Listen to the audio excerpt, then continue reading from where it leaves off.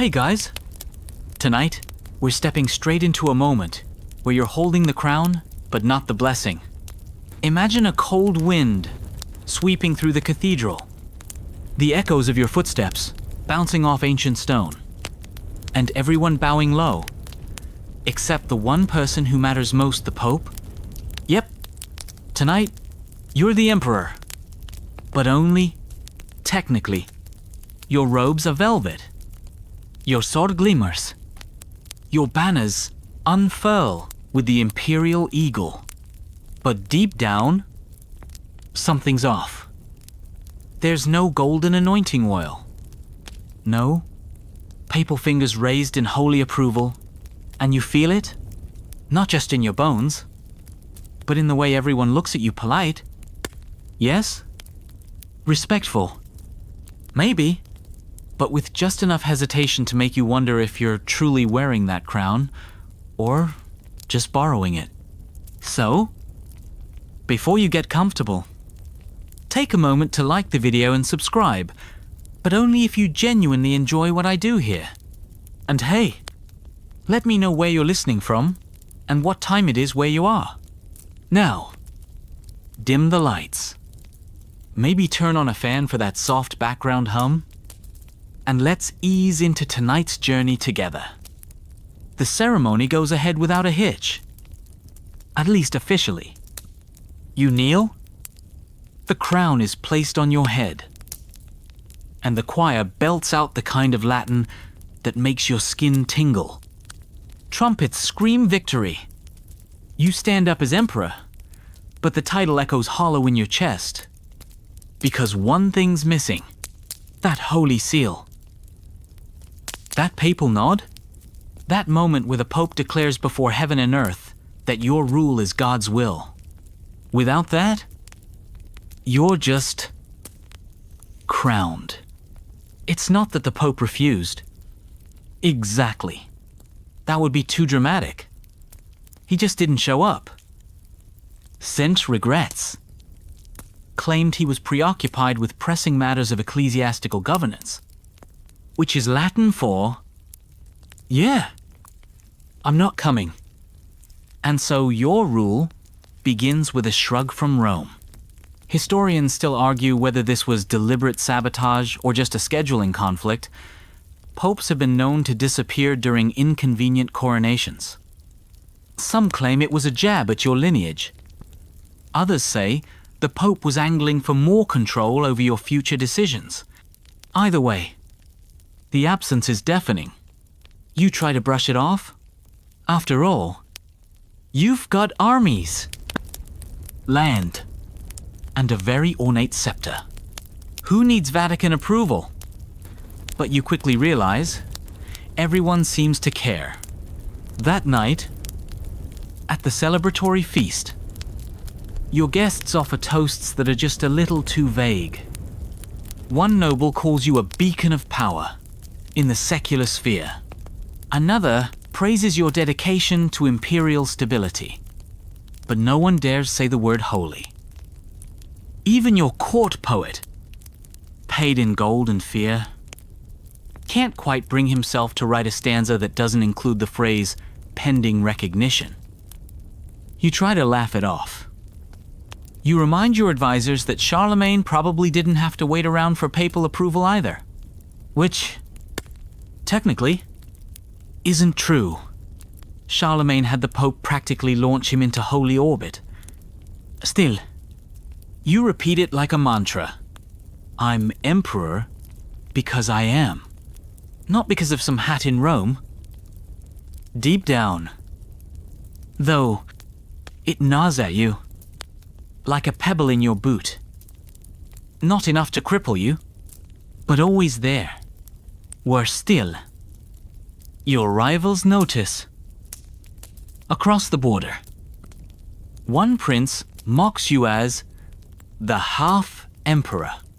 Another, more poetic, calls you the crown without a halo. You scribble their names in the margins of your battle maps, circling them with very intense ink strokes. Your priest's loyal, but not reckless. begin to stall. No grand proclamations from the pulpit. No imperial holidays just yet. They're waiting to see if the Vatican will get around to acknowledging you, or if the Pope is just hoping you'll go away. And here's a quirky little tidbit: your new imperial seal. Freshly commissioned in silver and stamped with enough symbolism to make angels weep. Gets returned by a monastic scriptorium with a polite note that says, awaiting confirmation from the Holy See. In other words, no signature.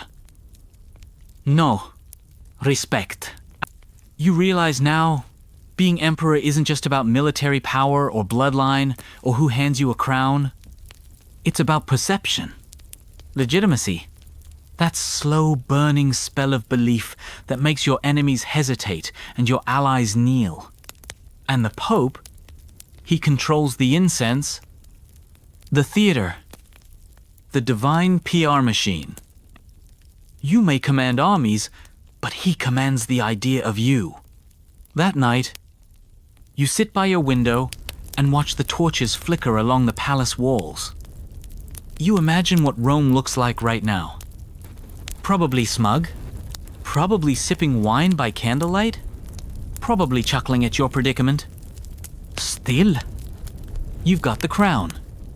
And tomorrow, you'll start finding ways to make them believe it's more than just a fancy hat. The morning after your not quite holy coronation begins with frost on the windows and frostier news from the south. The Pope, His Holiness, Vicar of Christ. And now your least favorite pen pal has issued no statement. Napapalbo. No gentle acknowledgement. Not even a ceremonial fruit basket. Just silence. At first, your court tries to spin it. The Pope must be fasting. Perhaps he's in retreat. You know how hard it is to get messages over the Alps this time of year. But then your chief envoy returns from Rome. Not in a chariot. Not with a scroll. Just a mud-spattered coat and a long sigh. The Holy Father, he says carefully, expressed other priorities at this time. Ouch. You try not to take it personally. But let's be honest. It's absolutely personal. Popes, don't forget coronations. They boycott them. And you've just been ghosted by the most powerful man in Christendom. Historians still argue whether this papal cold shoulder was orchestrated by rival factions within the College of Cardinals, or if the Pope himself harbored suspicions about your military campaigns. Some scholars point to a disputed donation to a monastery with questionable relics, allegedly the toenail of St. Bartholomew, that may have irked the Vatican. Others claim your father's less than holy record with church lands cast a long shadow over your own reign. Either way, the chill is real. Rome won't talk to you. Back in your throne room, things start to unravel with a sort of graceful awkwardness only medieval politics can manage. A bishop who once genuflected with such enthusiasm now offers curt nods. Your chancellor begins slipping the phrase Rex back into official documents to Latin for king, not emperor. You glare at him across the parchment, but he shrugs. Just being careful. He says, until Rome clarifies. Careful. That word again. Even your loyal subjects seem hesitant. At the weekly market, the town crier reads proclamations from you. Then adds, pending ecclesiastical affirmation. Like some kind of divine disclaimer. You imagine the fishwives laughing behind their baskets. Ah, look. It's the almost emperor. You decide to act. If the Pope won't come to you, then maybe you'll go to him. Or at least try to get his attention in ways popes can't ignore. Step 1. Send another envoy. This time, it's your most silver-tongued diplomat. A man who once convinced 3 rival barons to share a goat in peace. You arm him with gifts, silks, spices, and the aforementioned relic toenail polished. Of course, he bows, mounts his horse, and rides south like a man with hope. Step 2. Public gestures of piety. You kneel in church longer than usual. Mutter prayers loud enough for everyone to hear, and even kiss a leper's foot. And act. Your advisors immediately paint as saintly. Humility in power. They whisper, a man who serves God before himself. You know it's theater, but if Rome's watching, let them squint a little. Meanwhile, letters trickle in from your enemies. Polite, smug, and always ending with, we await full confirmation of your office. One rival goes further. He invites you to his coronation feast, complete with papal representatives. You decline the invitation by returning it with a slightly sarcastic sketch of your crown. Very tasteful. A fringe historian later claimed this moment reflected the fragile duality of temporal and divine authority in the post-Carolingian milieu. You'd say it reflected your growing headache and the urge to throw a goblet, but the problem isn't just you. The entire concept of empire teeters when the Pope refuses to recognize it, because, in the eyes of the Church, to be emperor is to be chosen by God. And Rome is the translator of divine will. Without that stamp of approval, you're not just politically weak, you're spiritually suspect. People start asking questions. Not publicly. Of course, no one wants to be tried for heresy on a Wednesday, but in murmurs, why hasn't the Pope blessed him? Is he hiding something? Is he cursed? It's amazing how quickly doubt spreads when robes and incense aren't involved. Even your allies begin to hedge their bets.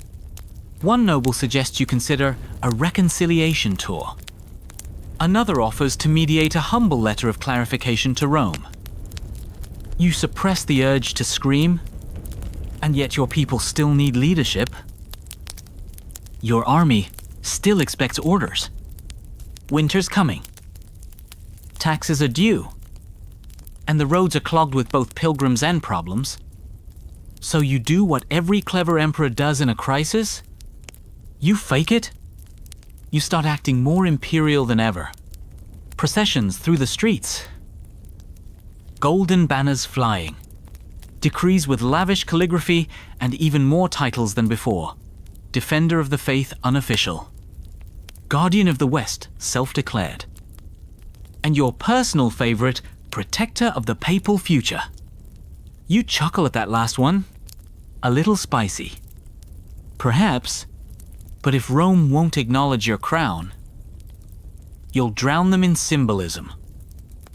Still, at night, when the torches dim and the laughter dies, you stare at the ceiling and wonder, does the Pope ever think of you? Word count 1? 96. The palace is quiet at dawn. Too quiet. The kind of silence that carries judgment. You wake up to find a letter on your pillow.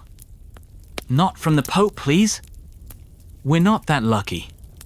But from your Archbishop. A man who once toasted your ascension with tears in his eyes now feels compelled to gently remind you that, technically, he's still awaiting Rome's instruction before referring to you as Imperator Dei Gratia. You squint at the letter, reread the part where he signs it in humble obedience to the Holy Father, and accidentally tear the parchment in half. Oops, it's happening. The whispers, the unease, the papal cold shoulder. It's metastasizing. Even your clergy is drifting. They're not defying you. Not yet. But they are hesitating, and hesitation in politics is a disease. That evening, you wander into the cathedral. Your cathedral. Massive columns stretch toward heaven, and your ancestors lie under marble slabs, judging you with very smug, very dead eyes. Candles flicker in gold sconces. You kneel at the altar, not to pray well, maybe a little, but to listen. Behind the choir screen, you hear the monks whispering, not in malice, but curiosity. He hasn't been blessed. Can he truly rule? You breathe in incense? Heavy as doubt. And stand up slower than you sat down. Historians still debate the extent to which papal approval directly affected secular power. Some argue the people cared more about coin and crops than divine titles. Others insist that without Rome's blessing, an emperor's command was like a sword, without edge, sharp in shape, but useless in war. You're currently leaning toward the second camp, mostly because you're living it. And now come the documents. It starts with small stuff. Local abbots correcting your title in their ledgers, merchants printing coins with your face, but no, wholly above it. You spot a wine merchant in Cologne selling bottles with a toast to the crowned one. Not exactly treason, but not flattering either. You send someone to confiscate the bottles anyway. Can't have sassy vintners undermining your image. Then comes the real punch to the gut. Your official imperial seal crafted by artisans, blessed by your own bishops. Pressed in wax and glory is returned. Rejected? The courier arrives pale-faced. The Vatican scribes will not accept correspondence sealed with that, without confirmation from His Holiness. He doesn't say it out loud. But the implication is clear. Your imperial authority is a DIY project. And Rome is not amused. It feels like a joke now.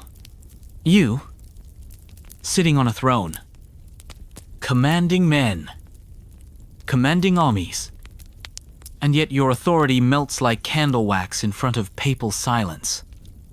And so begins the bureaucratic dance of deniability. Monasteries begin referring to you as Rex again. Bishops use that horrible phrase, temporal authority, which basically means, we acknowledge your existence, but not your holiness.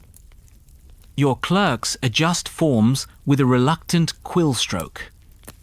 Even your goldsmith quietly removes the papal crest from a coronation chalice. Meanwhile, your rivals thrive.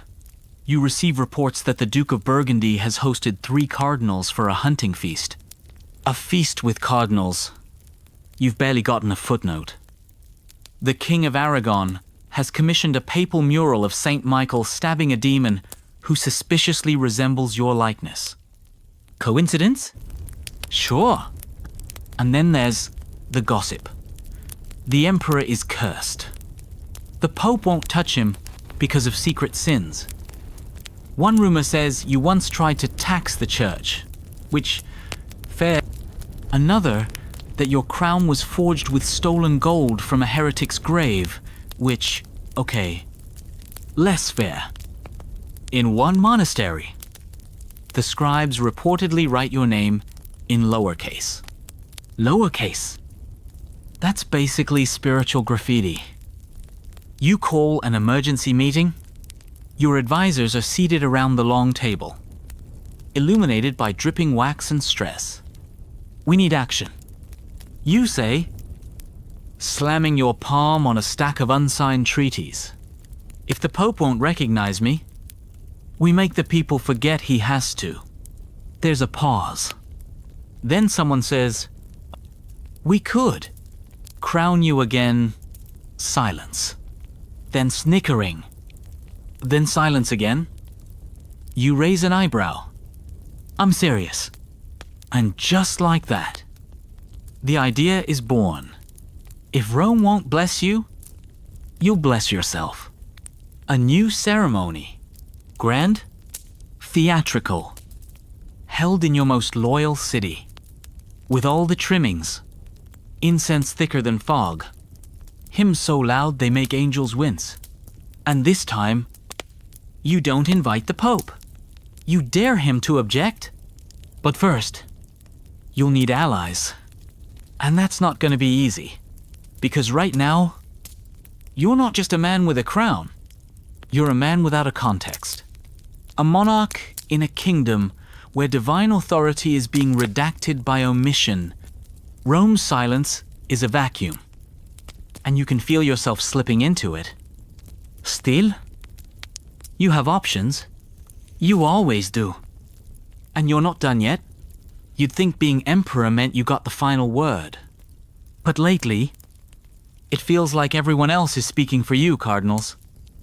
Rival kings. Even a cheese merchant in Mainz, who sells wheels labeled emperor-free and wholly approved. You add him to your ever-growing list of people to exile by year's end. But this latest blow cuts deeper than dairy slander.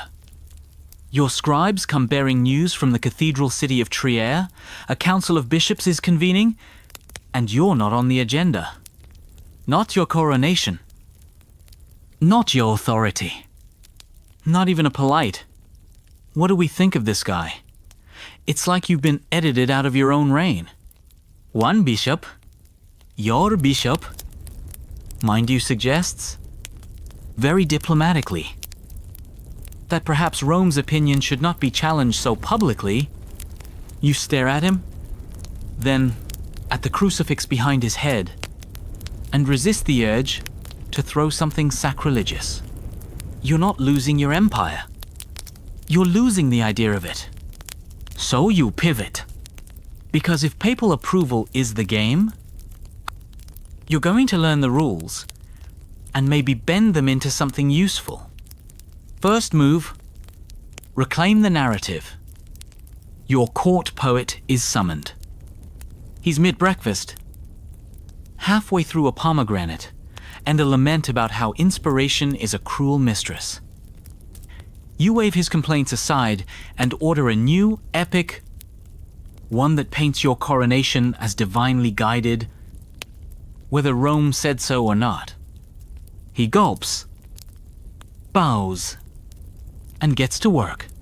Next, you commission frescoes, massive ones, scenes of your coronation framed by clouds, light rays, and extremely well-fed cherubs. One particularly subtle piece depicts you being crowned by an angel, who coincidentally looks a lot like a youthful pope. Is it blasphemy? Maybe. Is it effective? Definitely. Historians still argue whether this image campaign was desperate or brilliant. Some say it was a masterstroke of medieval propaganda. Others call it an insecure emperor's arts and crafts hour. Either way, it works.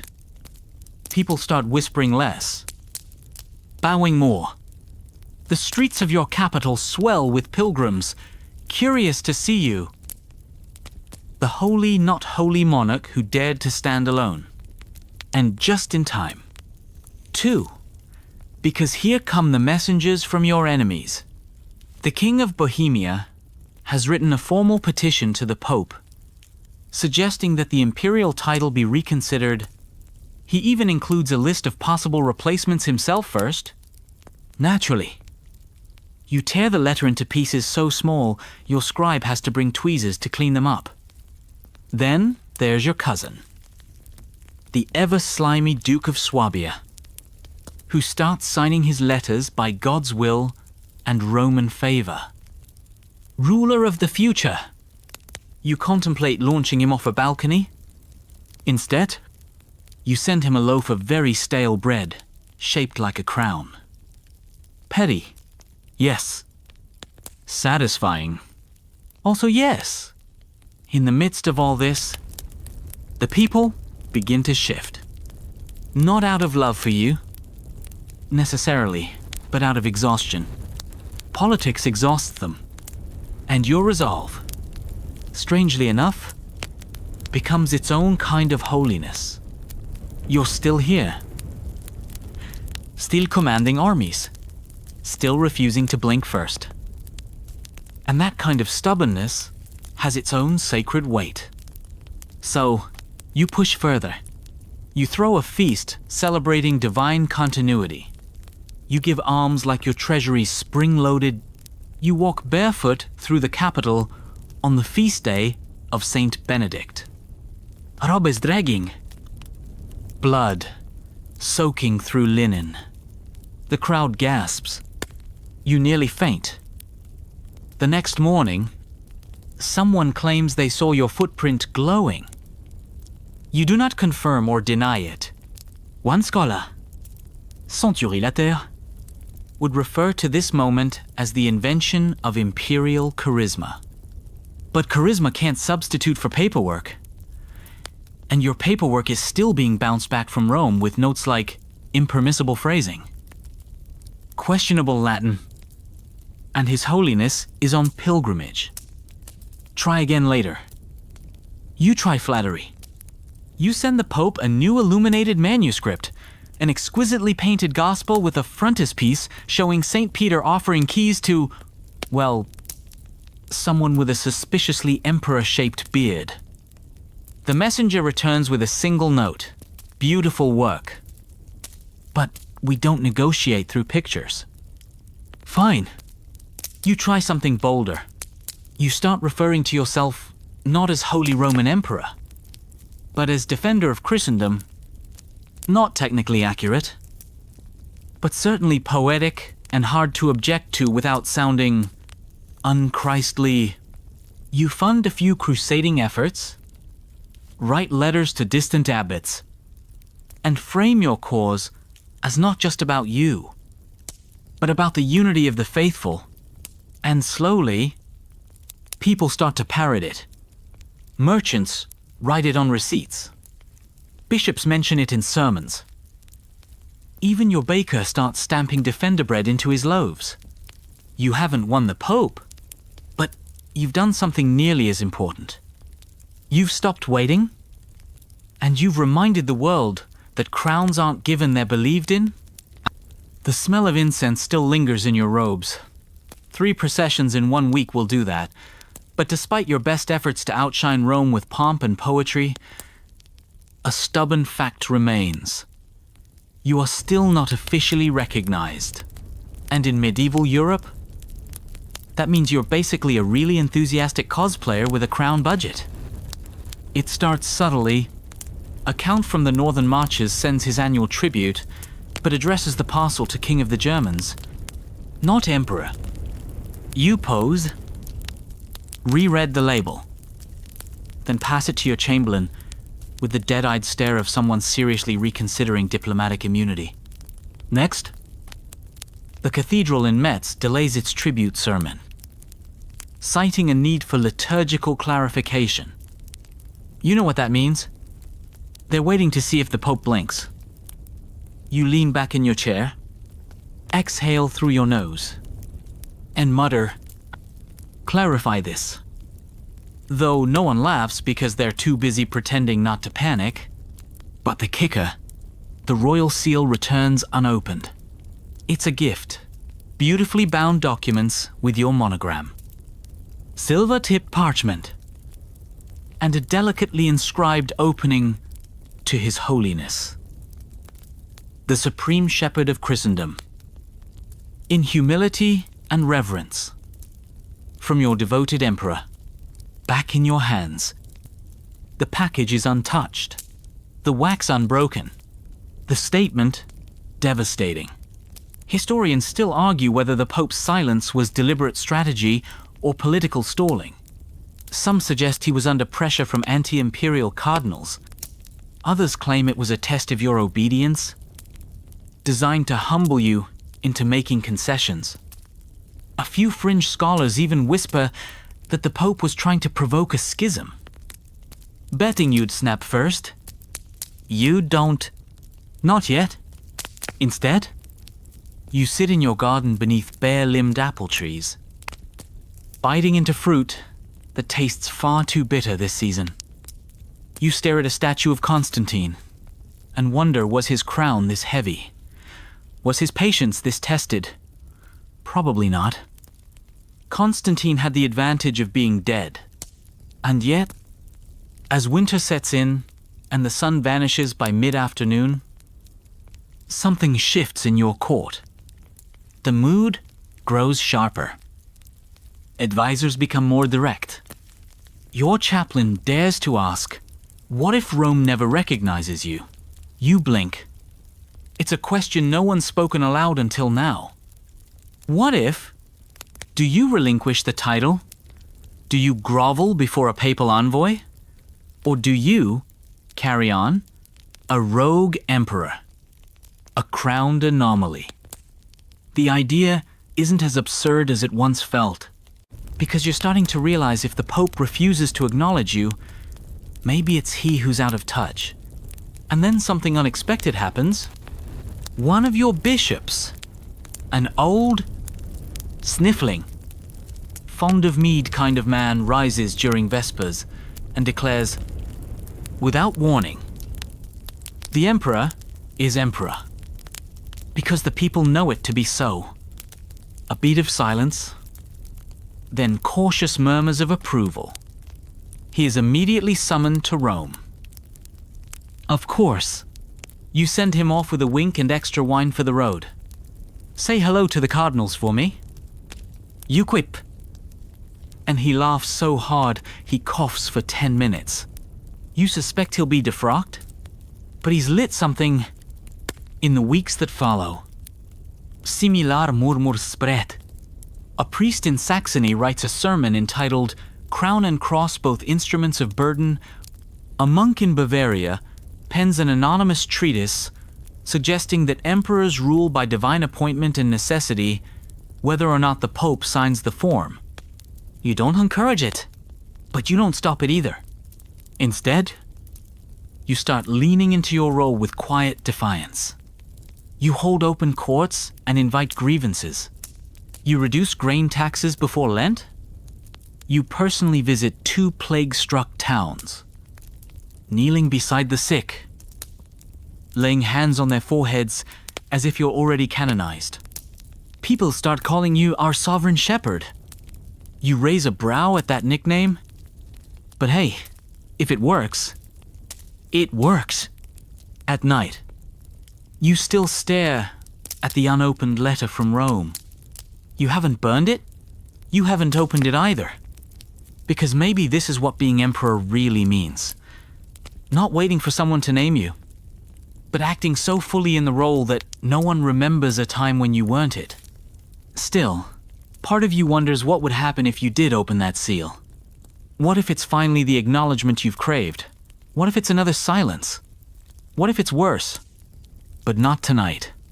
Tonight, you sleep, crown beside the bed. Boots on the floor. A small fire warming your hands. You are not yet holy, not yet recognized. But you are here, and you are ruling. You wake to bells distant. Metallic? A little too triumphant for a realm still politically allergic to your authority. Outside, the snow is melting into slush and uncertainty, and your chamberlain is already knocking before the fire's even stoked. He enters holding yet another scroll sealed in crimson wax. Not the papal seal. Instead, it's from the Archbishop of Mainz, your supposed ally, politely asking whether you'd be open to a shared coronation with a rival prince, until such time as the Holy See renders a decision. You sit up slowly, blink twice, then ask the chamberlain to read it again. Just in case this is a joke from the palace fool. It's not. The letter is real. The Archbishop, apparently, thinks power sharing is cute now. You don't respond. You send the scroll back with a loaf of bread carved in the shape of a question mark. Across the empire, people are watching, not just your nobles, who mutter in Latin and shift uncomfortably in court. But also common folk. They want bread, protection, and predictability. And emperors, blessed or not, are supposed to feel inevitable. So you do what you must. You make yourself unavoidable. You begin with a letter campaign, not to the Pope, but to the abbots, deacons, and scribes in smaller towns and cloisters. You write in your own hand. Not declarations of war, not fiery condemnations, just reflections, confessions, notes on justice and order, on your vision of an empire led with humility rather than haughtiness. The responses surprise you. Some reply with hesitancy. Your Grace, we admire your words, but fear the consequences. Others send blessings. One monk includes a small painting of you standing beneath a sunbeam. It's not good art. Your nose looks like a potato, but the intention is sincere. You hang it anyway. Historians still debate the effect of this charm offensive. Was it real reform or a publicity stunt? Did your handwritten notes win hearts? Or just distract from the growing tension? No one agrees. But in the moment, it feels like a spark. And you're desperate for kindling? Then, a curious thing happens. A bishop from Burgundy, famously cold toward your cause, sends you a relic. A sliver of bone claimed to be from St. Stephen, patron of kings. With it comes a note. If God did not want you to lead, He would not have given you the will to persist. You hold the relic in your hand, feel its strange weight, and whisper a soft thanks. Not to the bishop, to something deeper, perhaps even divine. But not everyone is cheering. The Pope remains silent. More envoys come and go. Some report minor interactions. His Holiness was seen pausing when your name was mentioned. Others are less optimistic. The Holy See refuses to acknowledge you by title and continues referring to the throne as under review. You nearly spit wine into the fire when you hear that one. Under review is what you call church donations and bad harvests, not empires. Still, you don't flinch. You keep building a new bridge in Cologne, a cathedral expansion in Bamberg. You start appointing abbots not based on their ties to Rome, but their literacy, their compassion, their willingness to serve actual communities. The people respond, slowly, but meaningfully. Markets flourish. Roads become safer. Sermons begin to sneak in phrases like, blessed by our emperor's guiding hand. Even your harshest critics begin softening their Latin. But the tension doesn't disappear. It just shifts. Beneath every ceremony and proclamation, you sense it, the unspoken divide between what is lawful and what is recognized. Between the image you cast and the shadow Rome refuses to name, you host a synod. Invite every bishop, priest, and abbot who hasn't excommunicated you.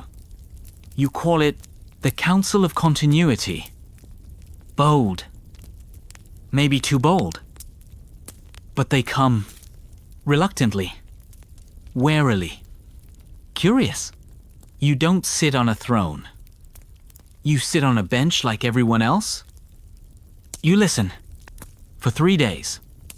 They speak about taxes, about heresies, about papal favoritism, about the role of emperors in an age of wandering truths. One abbot, hunched and wheezing, ends his speech with, perhaps Rome has forgotten the people. But you haven't. And neither should we. Applause. Real? Ragged applause. Later, your advisor calls it dangerous. You're treading close to defiance. He warns. Some might see this as pre-schismatic. You shrug. Or pre-honest. He doesn't smile. But you do, because even without the Pope, something is stirring. Not rebellion, not yet, but recognition. Of you, not the office, not the title. You, and maybe, just maybe, that's how emperors are made. Not by oil, but by fire. Word count 1. 98? So here you are. An emperor whose name echoes from mountaintop monasteries to the muddy boots of border guards, yet still absent from the one place that makes everything official, the Vatican's very long, very holy list. You'd think the absence would lose power over time. That repetition alone, Emperor. Emperor would bend the world into agreement. But Rome's silence doesn't fade. It hardens. And that silence has teeth. It shows up in the smallest places. The ones you can't stomp with armies or flatter with frescoes. In contracts between abbeys and towns, where legal language reads, until such time as a divinely sanctioned imperial authority is confirmed, in the margins of monastery scrolls, where scribes add a faint-line title, disputed. In coronation poems that omit your name altogether. One priest even rewrites a psalm to include your rival's title instead of yours. You hear about it over breakfast and nearly choke on a fig? Get me that priest. You mutter. Alive, asks your chamberlain. You think about it? Then not. Yes, but offended.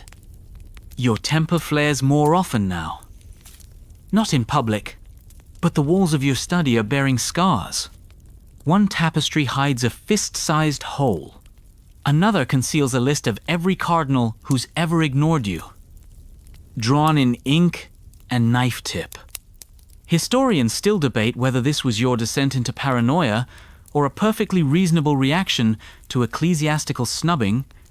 Some call it the emperor's melancholy.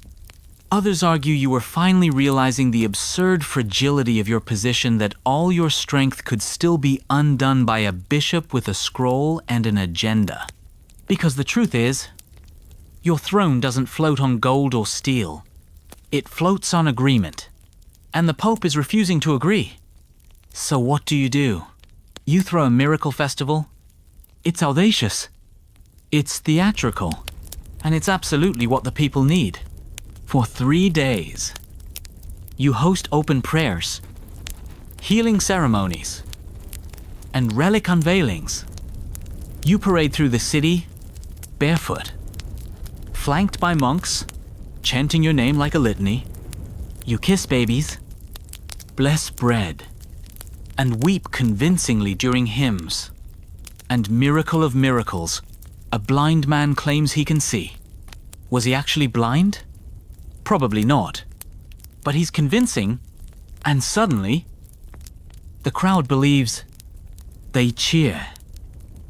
They cry. They press against your procession like you're the Messiah with better hair. A scribe later writes, the city shone like gold that week, and the emperor glowed like a blessed ember. You don't remember glowing, but the vibe was definitely warm. And yet Rome does not write. Instead, the Pope sends a subtle dagger wrapped in silk, a papal bull, reaffirming the Church's exclusive right to legitimize imperial authority. It doesn't name you. It doesn't have to. Your advisors panic. One suggests preemptive excommunication. Beat them to the punch. Another wants to rename the empire entirely. Call it the true Roman Empire. See how they like that? You listen. You nod. Then you walk out of the room. You need clarity. So you do what you haven't done in months. You visit your old tutor. He's half blind now, curled in a cloister on the far edge of your lands. His voice is faint, but still sharp. You seek holiness, he rasps. When you explain your struggle, I seek recognition. You say, I seek truth. He chuckles. The Pope seeks control. And you seek the Pope? You nod. Then he leans forward. But perhaps you should seek, meaning, you blink. That's not very actionable. It is, if you're brave. He hands you an old scroll. Ink faded.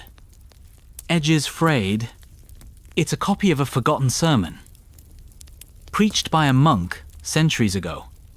One line catches your eye. Power conferred by heaven needs not the stamp of man. You stare at that line for a long time. Then ride back to your palace in silence. That night, you write. Not another appeal. Not another decree. Just a letter. To the Pope. It's short. Respectful. Not disparity. It simply says, your silence has spoken. I accept it. I remain faithful to God, if not to your favor. May history judge us both. You seal it, send it, and let go, for the first time in months. You sleep deeply. No visions. No chance. Just quiet. And in that quiet, something begins to shift. Not in Rome. In you? You wake to nothing, no fanfare. No dramatic rider galloping through the gates. No lightning splitting the sky with divine approval. Just birds. Regular. Indifferent birds. Your chamberlain enters, holding a scroll. Not from Rome. From a monastery in the Alps. A humble thank you note for grain sent during the last famine. It ends with the phrase, "May God bless the emperor who acts like one." You read that line twice. You don't smile, but your hands stop trembling. Because maybe this is it. Maybe that's all you'll get. And maybe it's enough. Still, you have a realm to hold. And that realm, regardless of how Rome catalogs it, needs governance, laws, justice, roads without potholes, big enough to swallow a monk. You pull on your robes, straighten your crown, and descend into your council chamber like you own the place. Because you do, you make decisions, issue edicts, reaffirm a law protecting peasant grazing rights. You visit the northern front, where the river has been flooding villages. You listen to a widow beg for her son's life and grant it. And slowly, something changes. The people stop referring to you as the emperor, pending confirmation. They just say the emperor. The scribes stop leaving footnotes. The bishops stop hesitating before your name in sermons. And one morning, without warning, the Cathedral of Mainz rings every bell it has for you, as if daring Rome to object. You sip your wine and say nothing. Historians still debate whether this shift came from fear, fatigue, or faith. Some argue the church simply lost momentum. Others claim your sheer doggedness forged a new path, one where authority flowed from leadership. Not letters, but the truth. You became emperor the moment everyone acted like you were, and Rome hated that. Of course. They couldn't say so outright. That would acknowledge your power. So they use the oldest tool in Christendom delay. Another papal envoy arrives. This one is younger, better dressed, and noticeably more charming. He bows deeply and delivers a missive full of platitudes. His Holiness is moved by your dedication to peace. Encourages continued dialogue. May our shared faith guide us forward. Translation. Still no recognition. But maybe they're open to brunch. You nod politely. Offer him a seat. He eats 3 pastries in silence and says something vague about conditions for consideration. You don't press, because now you have the upper hand. Not because you have armies, not because you have a title, but because you've proven something dangerous. You don't need the Pope. That realization trickles through Europe like a whispered scandal. Other monarchs take notice. The King of Hungary sends you a gift, an ornate saddle, engraved with, "To the Emperor of Iron and Patience."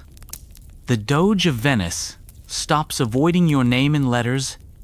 Even your slimy cousin in Swabia stops signing his letters with extra epithets. People are adapting to the reality you created. And then comes the real test. An outbreak of heresy flares in the East. A minor sect claiming bizarre things like the sun being holy or the Pope being a disguised serpent. You raise an eyebrow at that one. The church hesitates. Rome debates. But your people, they turn to you. You don't wait. You send scholars. Not soldiers. You hold open debates. Offer food. Safe passage. And calm theology. The movement fizzles in a week. And suddenly, people whisper, "He ended a heresy faster than Rome debated it." You don't say it aloud, but deep down, you know, that was your real coronation. Not the parade, not the prayers. That moment when your authority solved a crisis sealed your reign. And Rome's still quiet. Because what can they do? Excommunicate you, too late. Recognize you, too proud. Ignore you, already tried. So they watch, and wait, and you lead? Not perfectly, not peacefully, but fully. At night, you still dream of that first ceremony. The weight of the crown, the weight of the silence. But you no longer see the Pope's absence as an insult. You see it as your beginning. You ride out under gray skies. The kind that feel painted on by a mildly annoyed angel. The road ahead leads to a monastery perched along the Rhine, a place known for scribes, silence, and occasionally explosive theological debates about how many angels can dance on a pinhead today. However, you're not seeking angels or arguments. You're seeking clarity. Word has reached you that a manuscript has surfaced in this monastery scriptorium. A chronicle, recently penned, documenting the current political landscape, and it doesn't mention you at all. Not even as a footnote. You arrive without warning. No banners.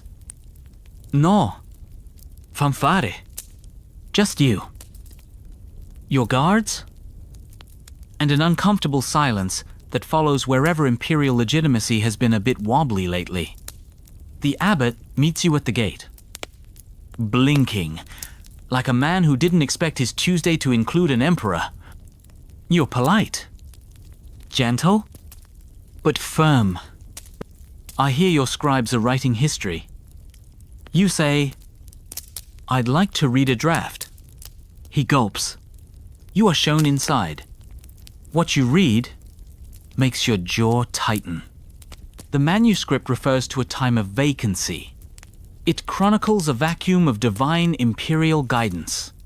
There's an entire section speculating on whether the Pope is awaiting a true heir to bless, and then as if scripted for dramatic insult. A glowing paragraph about your rival, the Duke who's been loitering around Rome like a stray cat in a bishop's robe. You finish reading and place the parchment down with care. I see. You say, historians still argue whether this visit was staged for show or spurred by genuine disappointment. Some call it your silent thunder moment. Others note that shortly after this event, the monastery began, including your name, bolded in every subsequent chronicle entry. You don't issue a punishment. You just stand up, look the abbot in the eye, and say, truth will right itself. Eventually, then you leave. Back on the road. Your advisor dares to ask, do you think they'll revise it? You shrug. They already have. And sure enough, they do. Within weeks, monks across the region begin amending texts. Slipping in your name. Grudgingly or not, the revised narrative spreads, he is the emperor, if not by papal blessing. Then by sheer endurance, and that's when something strange happens. You start seeing copies of a poem. It's not official. It's not grand. But it appears on tavern walls, carved into wood. Scrawled in the margins of prayer books, it begins crowned by storm and not by oil. He walks the line twixt church and soil. You don't know who wrote it, but you keep a copy. Because maybe that's what this has become. Not a reign anointed in gold, but one hammered into being. Line by line. Choice by choice. That poem becomes a kind of anthem. When you pass through towns, people recite it softly as you go by. Not in praise, not in protest, just in recognition. A quiet nod from history's audience. And you lean into it. You adopt new symbols, less overtly religious, more civic. You commission medallion depicting bridges, harvests, lawgivers, not just saints and swords. You restructure your court to include scholars and architects alongside clerics and knights. You start referring to your empire as the realm of right order. Not the realm of divine favor. It's subtle, but radical, because you're no longer chasing Rome's shadow. You're building something it can't own. Naturally. Rome notices. A new cardinal writes to express concern about your recent symbolism. He wonders aloud whether your reforms suggest a diminished role for spiritual hierarchy. You respond with a polite note. I merely elevate what the people already see. Your advisor chuckles when he reads it. That's going to keep them awake in Vatican halls. You hope so? Because now, you want them awake? You want them watching? Not to validate you, but to witness you, because while they've been polishing miters and drafting more bulls, you've been ruling, and people have stopped asking if you're legitimate. They just ask if you're coming to visit their town next. They don't call you His Holiness in the streets. No, that still belongs to the man with the keys in Rome. But they do call you the steady crown, the ruling flame, the emperor who stays. And in this moment, that might be worth more than any papal blessing. You've become durable. Not invincible, not uncontested, but undeniably present. And while Rome debates and delays, you build, you establish new courts of appeal that don't rely on canon law alone, civil law, inspired by old Roman codes. Creeps back into daily life like ivy over a forgotten statue. You appoint justiciars not for their nobility, but their record of fairness. One of them is a former stable boy. Another is a widow. Scandalous. Glorious. You send them into cities where papal messengers were once cheered and now find themselves politely ignored. Of course. The church reacts. They send a letter. A long one. 27 pages of concerning reports and unorthodox procedures. You read it aloud at court. Page by page, in the driest tone imaginable. Pausing only to raise an eyebrow at every Latin flourish, meant to scare you. At the end, you say nothing, just fold the letter. Pass it to your jester, and say, added to the puppet show. Does? It's a hit. Historians still puzzle over this period. Did you intend to secularize the empire? Was this a power grab? Or just survival? Some claim you were reinventing kingship. Others say you were simply tired of waiting. You don't answer them. You don't need to, because the results speak louder. Tithes are paid directly to local abbeys instead of being funneled through Rome. Monasteries expand under your patronage. Education improves. Priests begin blending liturgy with local languages, still Latin, but sprinkled with vernacular phrases like breadcrumbs for the common folk. The Pope calls it concerning innovation. You call it accessibility. Then, one foggy morning, a bishop arrives. No entourage, no scroll, just a quiet man in a heavy cloak with mud on his boots and fire in his eyes. He kneels before you. I was told not to come. He says, but I came anyway. You raise an eyebrow. And what exactly are you here to do? He looks up. Breath steaming in the morning, cold. To bless what's already working. You don't move. Don't speak. He reaches into his satchel and pulls out a small file oil, faintly glowing. The kind of oil used in coronations, in anointings, in confirmations. Your guards tense. Your court leans forward, like an audience watching a man balance on a wire. But you don't flinch. Why now, you ask quietly? The bishop doesn't blink. Because the people already believe, and Rome is beginning to fear that historians never find records of this man. No name, no title. Some call him apocryphal. A folk invention, but the story spreads. And with it, the image of you, an emperor, not granted authority, but chosen by necessity. And still, you don't proclaim yourself. You don't march on Rome. You don't declare a new church. You simply continue. You travel more now, not for conquest, but communion. You listen. You mediate disputes. In one town, you hold a crying infant while her mother explains her village's lack of grain. You personally arrange a shipment. Weeks later, she names her next child after you.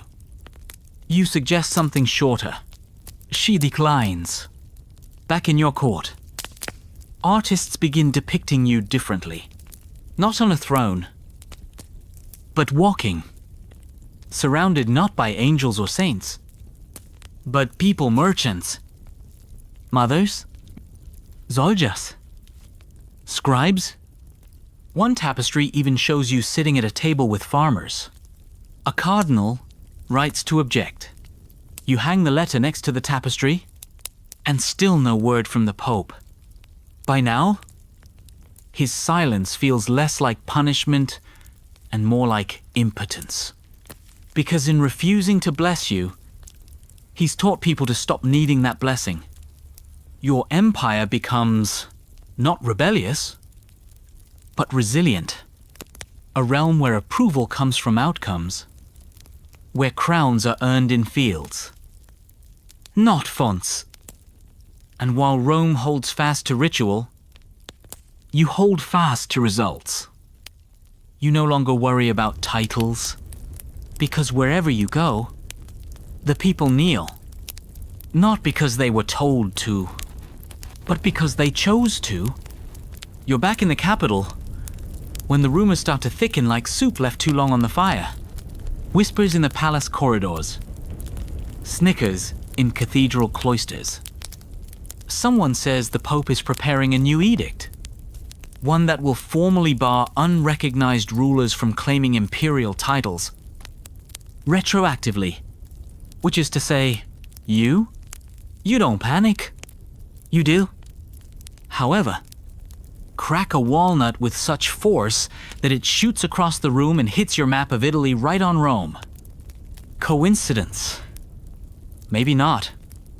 The edict, if true, would be a papal attempt to rewrite reality. A decree not only erasing your title, but attempting to reverse the legitimacy you've painstakingly assembled over years, and it smells like desperation, because by now, your name is being used in sermons. Your likeness is carved into altarpieces, and children play the emperor's court in alleys and barns, crowning each other with potato sacks and solemn oaths about justice and bread. Rome may not have crowned you, but the children of your empire already have. Still, the edict represents something dangerous. Not authority, but finality. If they declare it, they box you in. Make it harder for allies to justify their allegiance. Give your enemies the language to call you usurper with formal church backing. You've danced in ambiguity for years. This would slam the door shut. So what do? You open another one. You write not to the Pope, but to the Patriarch of Constantinople. Historians still argue whether this was clever diplomacy or an outright provocation. Some call it an olive branch across theological fault lines. Others say it was a political middle finger dipped in frankincense. Your letter is simple. You praise his wisdom. His stability? You mention, delicately, that while the Western Church has grown hesitant, the East has remained anchored. You ask nothing directly, just acknowledgement that leadership must be guided by the fruits it bears. 3 weeks later, a response arrives. Not an endorsement, but not a denial either. Just a line. The shepherd who tends his flock well is a shepherd. No matter who anoints the staff, that line alone sends ripples across Europe. Scholars debate it. Scribes copy it. Priests puzzle over it in sermons. The Pope predictably furious. A cardinal's letter arrive, describing your outreach as deeply troubling and potentially heretical. You draft a reply. Deeply troubling is how long the roads took to repair before we stopped asking permission. You don't send it, but you smile. Still, you tread carefully. You know that turning this into a war of churches would fracture everything you've built. So you don't provoke. You don't accuse. You simply keep leading. And Rome, now fully aware that you have options, starts hesitating. The promised edict. It doesn't come. Instead, the Pope sends yet another envoy, this one older, shrewder, and clearly briefed to the teeth. He's polite, courteous, avoids all titles entirely, calls you your serenity, which sounds more like a soap brand than an emperor. But you let it slide. At dinner, he offers this line, "The church remembers those who show patience." You sip your wine, and it forgets those who demand memory. You answer, he doesn't respond. The next morning, he's gone. Your court is divided. Some believe the edict has been shelved. Others suspect it's merely delayed, sharpened behind curtains. You could try to press send another letter, propose another dialogue. But you don't, because you've realized something. You've already won the part that matters. The edict, if it comes, will be theater. And you're too busy governing to audition for someone else's play. So, you ride out again. Visit the towns. Speak in plazas. Walk without guards. In one village, a child asks if the Pope will ever crown you. You kneel. I think, you whisper, that crowns are not only given from above, but also from around. He doesn't understand, but the villagers do. They start calling you the Emperor of the Ground. And somehow, that feels truer than any oil ever could. Winter sets in with its usual indifference cold. Wet and inconvenient for royal processions. But even as the snows seal the roads and the hearths burn longer, your name continues to travel. Not because it's carried by papal messengers, but because it's spoken by bakers, by scribes, by farmers stomping snow from their boots before entering council halls where your laws are now standard. And then it happens. An imperial envoy, your envoy, returns from Rome with something strange. A scroll. Oficial. Papal. Sealed in gold wax. You don't open it immediately. You let it sit on your desk like a quiet thundercloud. When you finally break the seal, it releases not a storm, but ambiguity. The Pope, it seems, has decided to offer partial recognition. Your title will not be Holy Roman Emperor, but it may be Imperial Protector. You may be allowed to oversee ecclesiastical appointments in consultation. You may appear in papal documents as a custodian of order. No mention of divine right. No anointing oil. But no condemnation either. Historians still argue over this maneuver. Was it diplomacy? A concession? A trap to you? It feels like a shrug, carved in Latin. You reread it? Then, without speaking, fold it neatly. Place it beside the salt. And finish your bread. The court watches you, waiting for reaction. Retaliation. Maybe a sarcastic toast. Instead, you murmur, they finally said something. Your advisor leaned close. But they didn't say everything. You nod? That's because they can't. Because to fully recognize you now would be to admit that they waited too long. That you built something sustainable without their help. That you didn't just survive the silence, you grew in it. So you don't rage. You don't reply. Instead, you build again. You establish a new university. Not in your capital, but in a town once considered spiritually insignificant. There, monks and scholars gather to study law, medicine, and quietly imperial governance. You fund it from your personal coffers and name it the House of Unity. The Pope sends a letter of concern. You send back a syllabus across the empire. Copies of your partial recognition letter circulate. Most people don't understand the legal subtleties. They just see the papal seal and assume he's been acknowledged. No one bothers to ask how much. And in politics, perception is permission. The Bishop of Passau invites you to officiate his cathedral's feast day. The Archbishop of Salzburg refers to you as crowned by continuity. The people stop asking what the Pope thinks. They start asking what you do next. Even your enemies, Those who once painted you as illegitimate change tactics, they no longer challenge your right to rule. They challenge your choices. A small but vital difference. Because now, they recognize that you are the emperor. And so they try to influence policy, not just deny your place.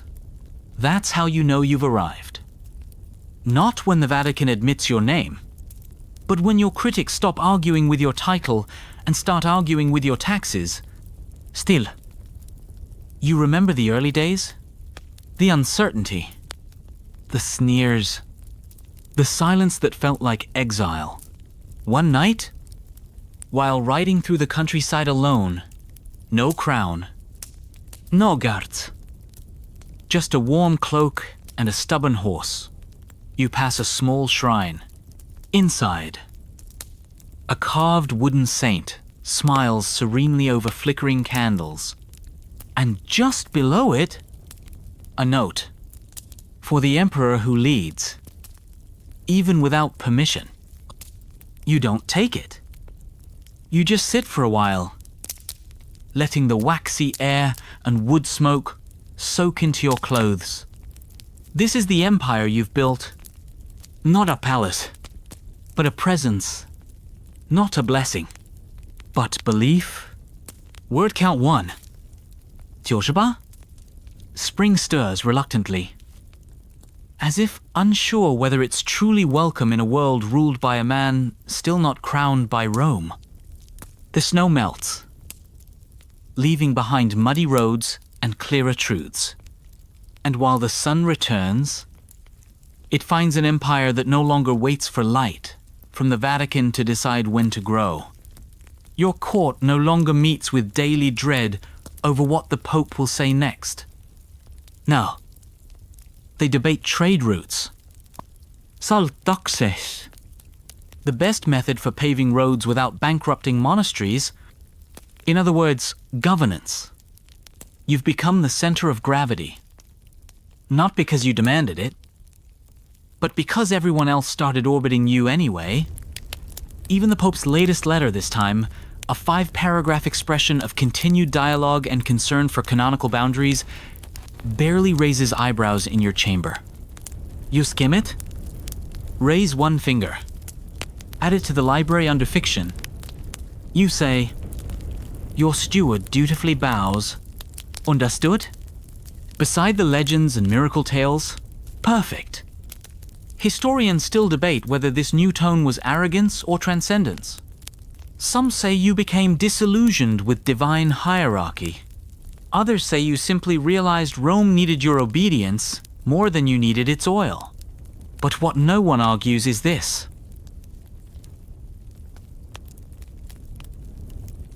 You became inevitable. It shows in the cities. Coins minted in your name are no longer questioned. They're collected. Your image, a calm face. A firm brow. An open hand is etched not just into metal, but into murals, woven into tapestries, carved into door frames and gatehouses, even a few churches. Quietly, begin depicting you in stained glass, not as a saint, but as a lawgiver. The first time you see one, you stop mid-procession. Your advisors think something's wrong, but you just stare at the colored panes. There you are, robed in green, surrounded by scrolls, flanked by 2 monks holding scales. The inscription reads, "He brings the rule of peace." You don't say anything, but that night, you return alone, just to look again. And then the real surprise arrives. A letter. Not from Rome. Not from your rivals. From the Pope's nephew. Carefully worded. Drenched in plausible deniability. But unmistakable in tone. There are those within the Holy See who now believe your endurance speaks to divine intent. You read it twice? Then, hand it to your scribe and say, "File this under comedy." But the truth is it strikes a nerve. Because for all your strength, All your cleverness, all your undeniable presence, that little phrase, divine intent, still lives in your bones. You remember the first time you held the crown, how it trembled in your hands, how you hoped for that touch on your head, that sacred oil, that moment where heaven and history met in a single papal gesture. It never came, but maybe it never needed to. You sit alone in your chamber that night, the wind soft at the window, and light a single candle. You write a letter not to Rome, not to your advisors, not even to history, to yourself. You don't sign it, you don't seal it, you just write, "Let it be said that I ruled without permission, but not without purpose." You fold it, tuck it into your old coronation robe, buried deep in the cedar chest at the foot of your bed, and return to your work, because the empire doesn't wait for oil, and neither do you. A traveling bard arrives in the capital one afternoon, his boots muddy, his lute out of tune, his stories exaggerated to the point of theological misdemeanor. But as the servants prepare to escort him out of the city, a curious verse stops them in their tracks. He wears no oil, but walks with stars. No keys, no bulls, no Latin bars. The emperor we asked to reign, not sent from Rome, but risen from pain. You hear about it before dinner. By bedtime, your entire palace staff is humming the melody, and someone's already embroidered it onto a pillow. You don't know whether to be amused or horrified, because it's catchy. And the problem with catchy is that it spreads. Within weeks, the song crosses borders. Minstrels sing it at fairs.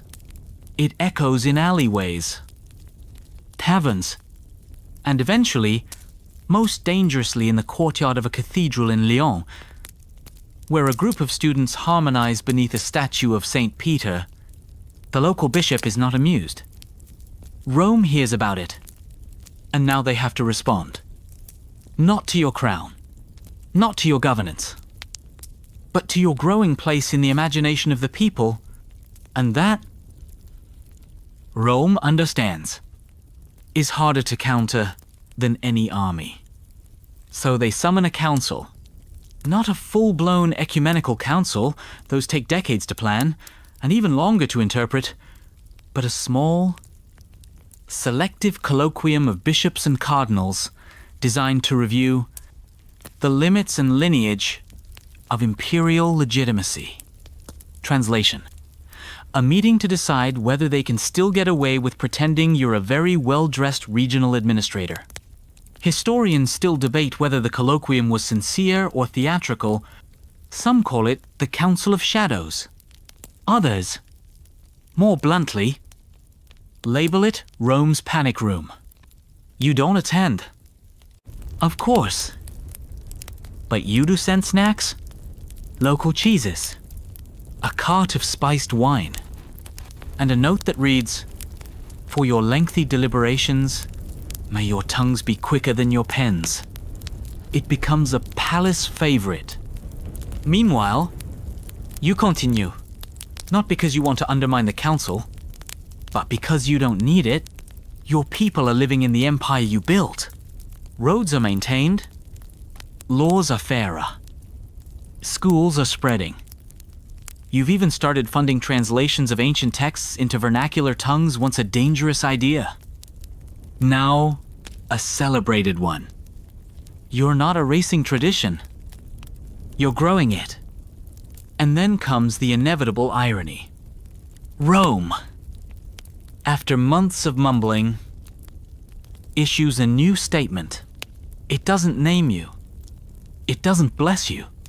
It does, however, define the characteristics of an emperor in such vague, sweeping terms: piety, justice, stability, public affection, that everyone immediately recognizes what it is: a veiled concession. They've described you and left the door open. Your advisors stare at the parchment. One clears his throat. They're trying to reverse the silence. You nod? Too late. We filled it. The only sound in the chamber is the soft tapping of a court musician repeating that bard's tune under his breath. You don't stop him. You stand and issue one of your shortest proclamations yet. No title. Nosil. No. Oil defines an emperor. Only what remains when his name is gone. You walk out before they can respond? Because by now, they know. And more importantly, so do you. It rains the day the final verdict from Rome arrives, not dramatic thunderstorm rain, not divine cinematic judgment rain. Just the kind that makes parchment curl and horse hooves extra slippery. The messenger looks miserable. The scroll looks expensive. And the seal is the same crimson bull you've seen far too often in your life. You don't rush to open it. You finish your bread. You sip your tea. You nod politely as the messenger waits drenched. Nervous. Increasingly regretting his vocation. Then you open it and read. And laugh. Because the letter, written in the most cautious ecclesiastical Latin imaginable, does not declare you an emperor. It declares you an instrument of providential stewardship. That's it. No crown. No title. Just 5 glorious words that mean absolutely everything and absolutely nothing. You reread the phrase twice, then pass it to your advisor, who mutters, "Did they just call you a divine rake?" You nod. Basically, historians still try to pass this moment. Some argue it was Rome's way of saving face, recognizing your reign without naming it. Others claim it was beta term, vague enough to allow future popes to revise. Revoke. Or reinterpret.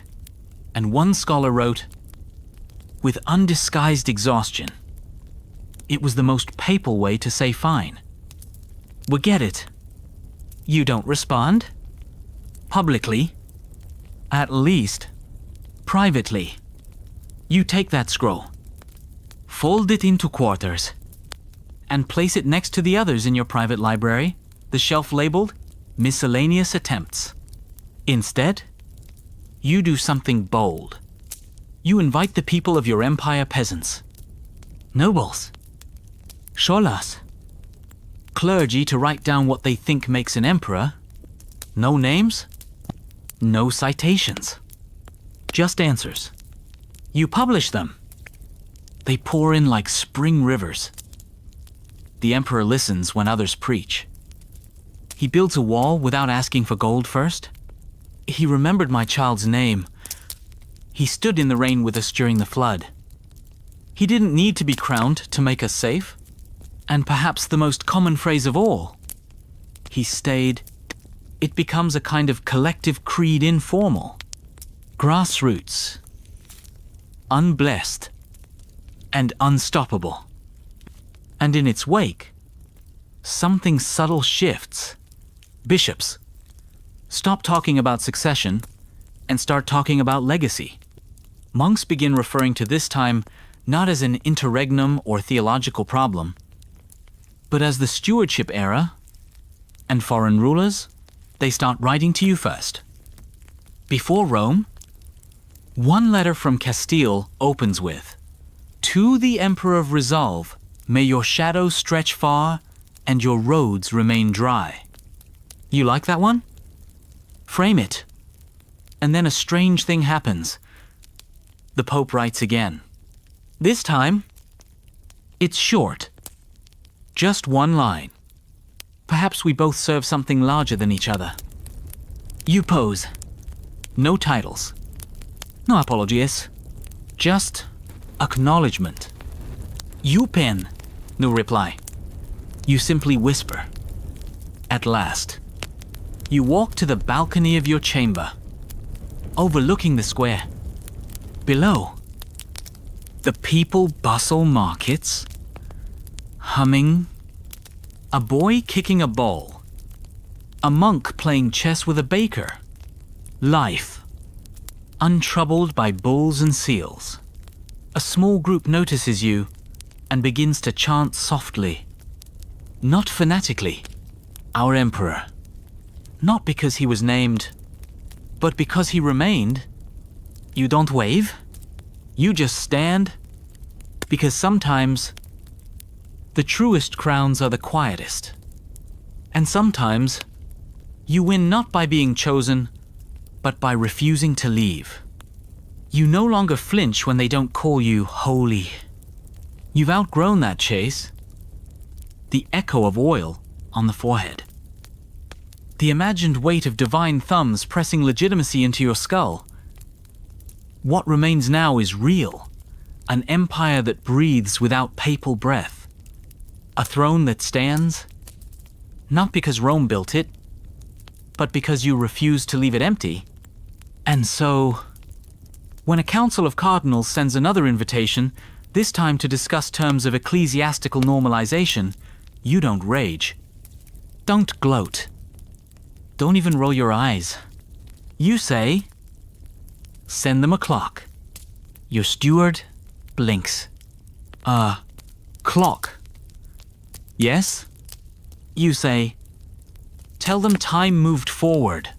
You send a beautifully carved brass timepiece, engraved with the words, while you were deciding, we were living.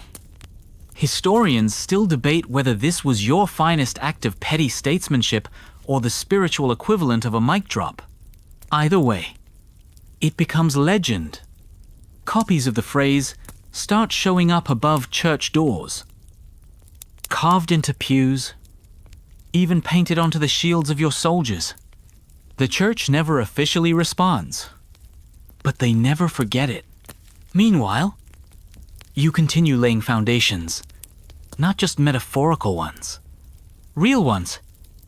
Stone, mortar, arches. You oversee the construction of a great new hall of law in your capital. Its pillars are etched, not with saints, but with common codes, passages of justice and equity from across Europe, collected into a living archive. You call it the Hall of Balance, not because balance is easy, but because you know now it's the only thing that lasts. And then comes the moment you didn't expect. An illness sweeps through a southern province. Not a plague, but close. Crops fail. Rivers flood.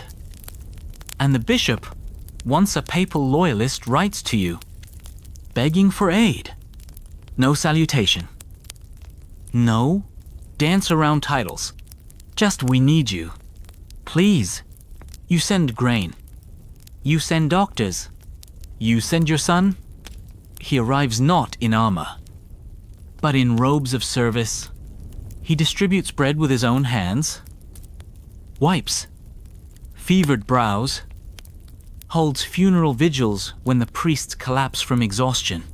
By the time he returns, the people are calling him the Emperor's kindness. You say nothing, but that night, you watch him sleep beside the fire and realize something. Rome cannot erase this. No papal document can unwrite bread given. Wounds tended. Dead mourned. And so you begin to wonder, is this how it happens? Is this how legitimacy passes on, not in oil? But in dates? Not in bulls. But in bloodlines of care. You summon your son. You show him the unopened letters. The early ones. The rejections. The silences. The scrolls that tried to define you before you had even begun. He reads them with furrowed brows, then asks, why didn't you fight harder? You smile. I did. Just not the way they expected. And then you hand him your journal. Not a royal ledger. A simple diary. Pages filled with doubt. And duty. And daily acts of governance that never made it into the murals. He holds it like scripture. Because, in a way, it is. From that day on, he changes. Less eager to be crowned, more eager to listen. And slowly, people begin referring to him not as prince, but as heir. No need for Rome to say it. They've said it with their need, with their trust, with their quiet. And so, once again, you ride out, not to conquer, not to defend, but to visit, to see the far corners of an empire you never asked permission to hold. At a convent, an old nun offers you her rosary. You're not the emperor the church wanted. She says, but you're the one who answered. You take the rosary, press it to your lips, say nothing, but inside, you whisper, I stayed. And now, so do they. By now, you're more myth than monarch in some corners of your realm. Children play games where they pretend to be the emperor who never bowed, building little forts with mud bricks and commanding invisible armies of fairness. Monks copy your decrees not just for law books, but for inspiration.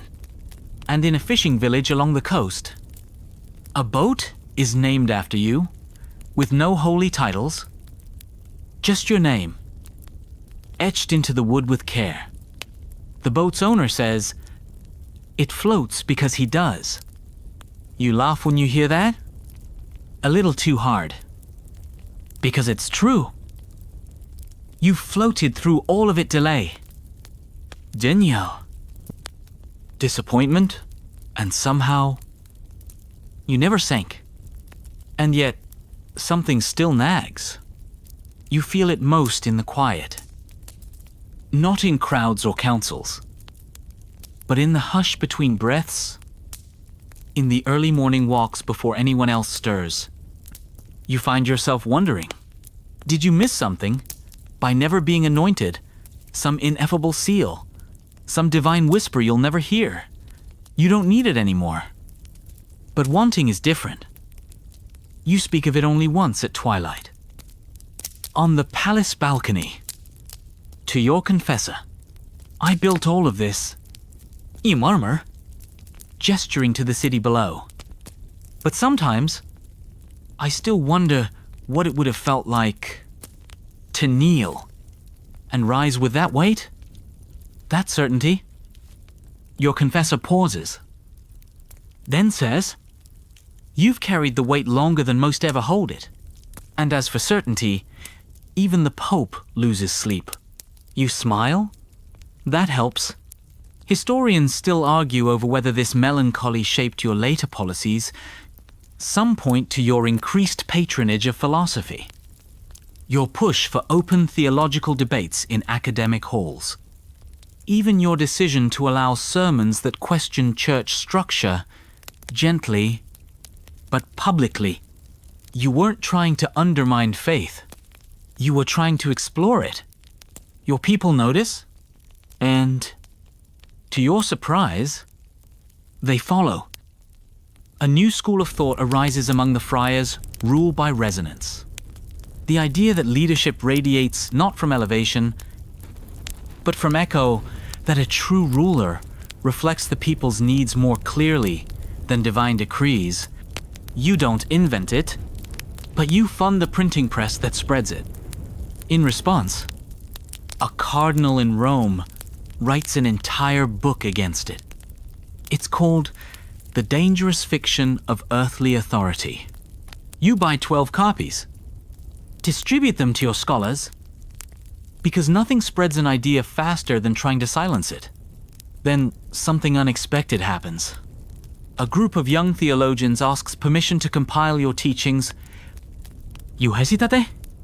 Not because you don't have teachings you've spoken and written more than most popes by this point, but because it feels final, as if they're already trying to canonize what you hoped would be flexible, growing, alive, still. You agree? On one condition. No hagiography. You say? No golden halos. No glowing words. Tell it how it was. They nod. They begin. The book will be called Letters from a Crownless Throne. You're not sure how you feel about the title, but the people love it, so you let it stand. And meanwhile, your son continues to grow into the role. He consults with merchants, questions his tutors, walks the streets at dusk. He still calls you father, but in council, he sometimes calls you majesty instead. You correct him, not majeste. You say, just memory, because that's what you're becoming now. Not the man chasing the Pope's blessing, but the man who reminded the world it could bless itself. And while Rome still writes, still mutters, still measures your reign by what it never gave you, you're too busy tending harvests, hearing petitions, holding the hand of a dying baron who whispers, thank you for not leaving. You bury the man with honor and keep going, because your crown may have no oil, but it has weight, and that weight is earned, not placed. The air is different now, not just warmer or softer, but thicker, like the world is starting to settle around what it once resisted. You feel it when you walk through markets, when you enter cathedrals, when you sit in council chambers once drenched in papal hesitation. No one flinches at your title anymore. No one looks over their shoulder for Rome's shadow. They look to you. The transition is so complete, so quiet. It almost feels accidental. But it isn't. You made this, and now you wonder what to do with it. You've never ruled for ruling's sake. That was the Pope's mistake, thinking power was a throne to sit on instead of a structure to build beneath. You didn't wait for oil. You built bridges? Fedvillashes? Stayed during famines. You showed up. Again and again. And now, what you begin traveling more not to inspect, but to listen. In a mountain town, a blacksmith tells you he used to dream of God choosing a king. Now he dreams of being heard. You nod. You know that dream? In a coastal city, a group of students reads you your own decrees. Aloud. With laughter. Because one of them found a line where you misspelled jurisdiction. You laugh too. You tell them even emperors need editors. They cheer. Historians later note that this was when your reign shifted fully from reactive to reflective. You stop worrying about recognition. You start worrying about resonance. Not who accepts your title, but how your rule feels in the bones of the people. You commission a new calendar, not to replace the Julian one, but to supplement it. In addition to saints and seasons, your version lists civic markers the day the river was tamed, the harvest that saved a province, the birth of a law that gave women property rights, each marked with a small symbol, a quiet reminder of what mattered beyond incense and Latin. The Pope doesn't comment, but others do. Soon, cities across your realm adopt it. They call it the People's Reckoning. And slowly, something long overdue happens. Other rulers begin to copy you. A prince in Poland institutes land protections for tenant farmers, citing imperial influence. A duchess in the north reforms her council based on your rotating advisory system. Even your old rival, the Duke of Swabia. Yes. That one sends a timid inquiry about your methods for schooling commoners. You write back, teach them what the crown cannot, how to build without asking. You hear no reply. But 3 months later, he builds a school. Your advisors start using a phrase, post-anointment politics. Not because you were anointed, of course, but because you redefined what comes after the church says no. The phrase sticks, and so you prepare for something you never thought you'd live long enough to do. Retirement. Not abdication. Not exile. Just a slower breath. You start training your son. Not in sword play or diplomacy, he knows those, but in invisibility. The art of leading so fully that people don't feel led. Of stepping aside without stepping down. Of letting your absence speak as loudly as your presence once did. He resists. Of course. Wants to prove himself. You tell him, the crown is not a spotlight. It's a lantern. Hold it low so others can see the road. He nods and begins to understand. One morning, you wake to find he's handled 3 petitions before you finished your tea. His language is firm but kind. His decision fair. His presence steady. You smile. It's happening. Rome, sensing the shift, finally sends something more than parchment A. Cardinal. Old, soft-voiced, hands like folded linen. He requests an audience, not to question, but to learn. He asks about your laws, your schools, your coinage systems, your rotating councils. He does not mention coronations. At the end, he says, Your Holiness. You raise a brow. He corrects himself. Your Grace. Forgive me. You forgive him. Because now, you no longer care. You walk him to the gate yourself, and when he leaves, he whispers, We thought you were pretending to be emperor. Turns out, we were pretending we still decided who was a You nod, say nothing, and return to work, because this, too, is part of ruling. Not proving them wrong, but letting them arrive at truth. In their own time, you no longer wear the crown every day. Not because it's too heavy, though it is, or because it's too ostentatious, but because you don't need it anymore. The empire no longer revolves around a piece of metal. It breathes, pulses, stretches without your constant push. You have become the spine of something self-sustaining. And that's what you wanted all along. So now, instead of ceremonies, you walk. Your guards complain at first. It's undignified. They say, unpredictable. But eventually, they realize no one questions your authority when you show up in their town square with mud on your boots and questions on your tongue. You ask farmers how their crops fared. You ask midwives what they lack. You ask a shoemaker what would make his trade easier. And you listen. This becomes known as the year of listening. A strange, wondering, informal sort of governance that scholars would later struggle to categorize. But in the moment, it feels like peace in motion. Rome doesn't understand it. They send another letter. Of course they do.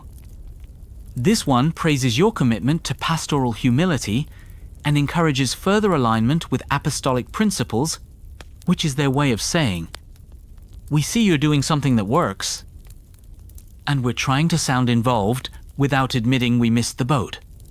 You frame it. In your stables, the horses don't seem impressed. Your people. though, are, in a mining town, children give you a crown they made from tin scraps. It's dented and too small, but you wear it for the rest of the day. In a forest village, a hunter offers you his cloak when it starts to snow. You decline, and he insists it's the least we can give to the emperor who still walks. That night, you use it as a blanket. Historians argue whether this period was the peak of your reign or the beginning of your myth. Some say you were testing succession strategies. Others say you were preparing for death. You say nothing, but your eyes soften more often now. Your son watches. He picks up your habits, sits longer with the poor, speaks softer in counsel, pauses more before responding. One morning, he mediates a border dispute without you. The decision is sound. The parties nod. There is no rebellion. No appeal to Rome. Just acceptance. You lean back, watching him from a balcony, and for the first time, you feel old, but not in the weary, fading sense. In the rooted sense, like a tree watching the orchard grow. One evening, he asks you, what would you have done differently? If Rome had crowned you, you laugh. Then say, probably waited too long to start ruling. He nods, but you see the uncertainty in his eyes. So you give him something you've never spoken aloud. The Pope didn't make me emperor, but his silence taught me how to be one. He writes that down. You pretend not to notice. Your health declines a little that winter. Nothing dramatic, just slower mornings. A tremor in the hand that signs edicts. A quiet cough that lingers too long. You don't fear it, but you do begin to write more. Not déclaration, not orders, just stories about how things were, about how things could have been, about how things became. You call them lessons in the absence of oil. Your son reads them aloud to you sometimes. He stumbles on your old Latin. You correct him gently and smile because it's working. You're not handing him a throne. You're handing him a path, one that never needed Vatican cobblestones to be real. The days shorten. The fire burns longer. The palace grows quieter, not in sadness, but in rhythm. You wake each morning to the soft creak of age in your bones. The comforting ache of a life carried, not just lived. And outside your window, the city moves with a strange kind of harmony. The kind that once would have required a dozen bulls and a very loud cardinal to maintain. Now, it requires none. Your empire is no longer a question. It is an answer. And that, ironically, is what finally draws Rome back in. You're sitting in the Hall of Balance. The midwinter sun filtering in through stained glass windows, showing peasants and philosophers, not popes and kings. You're reviewing a petition from a city wishing to rename its main street after your mother, not even you, and then the herald arrives. The papal legate has come. You don't stand. You wave the herald away and finish reading the petition. Then you look up, and there he is. Robes, rings, the whole ensemble. A man who clearly trained for this moment his entire life, and who now realizes it's you. He must speak to not a title, not a theory, not an abstract throne. You? He bows. I come with a message from His Holiness. You nod. Speak? He clears his throat. The Holy See recognizes that, in the absence of a formal coronation, Your Grace has demonstrated a reign consistent with apostolic virtues. You raise an eyebrow. Meaning? He shifts. You are to be listed in the Ecclesiastical Registry of Concordant Rule. Your court, previously silent, looks around in confusion. You let it hang a moment, then lean forward. That's not quite the same as being named emperor. No. The legate admits, but it acknowledges that the church will not contest the claim. You smile gently, kindly, fatally. So? You murmur. After all these years, the church has decided not to object. He bows lower. And you? You laugh. Not cruelly, not loudly, but long enough for the legate to look unsure. Because you understand now, this was always going to be the outcome. Rome did not name you. Rome did not stop you.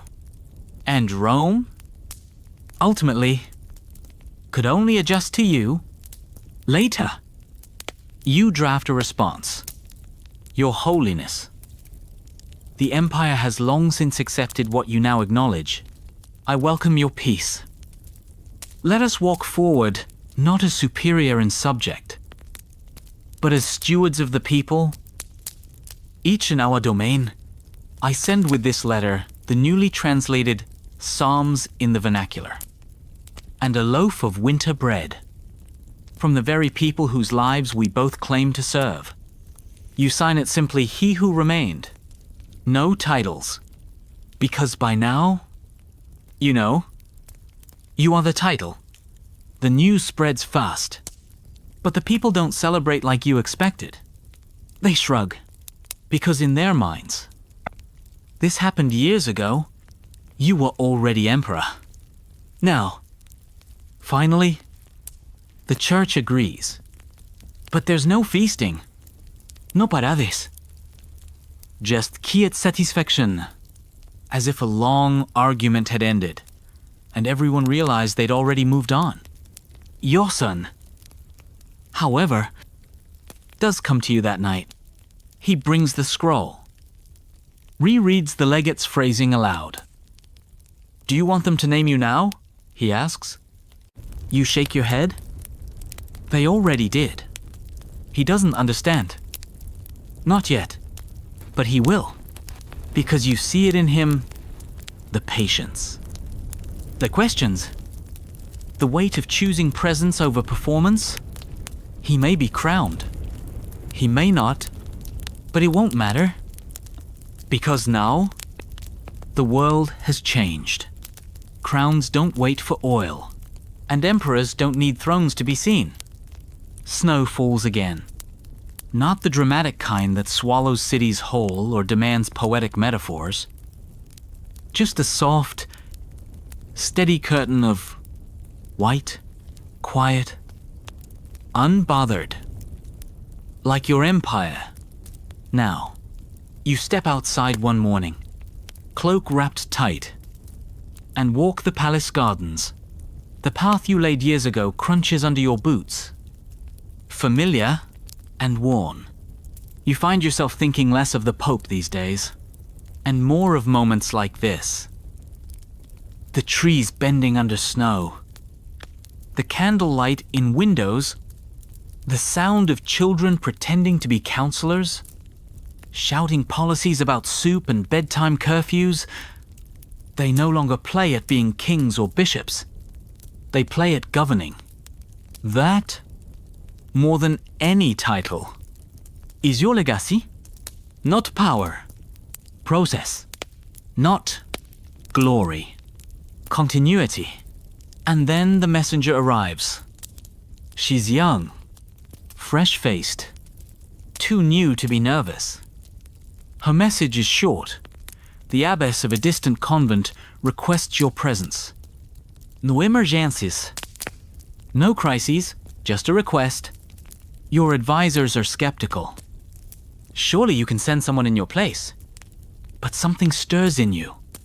So you go. It takes 5 days to reach the convent. tucked in a pine-slick valley where the wind sings low and the bells ring off-key, you're met at the gate by the abbess herself.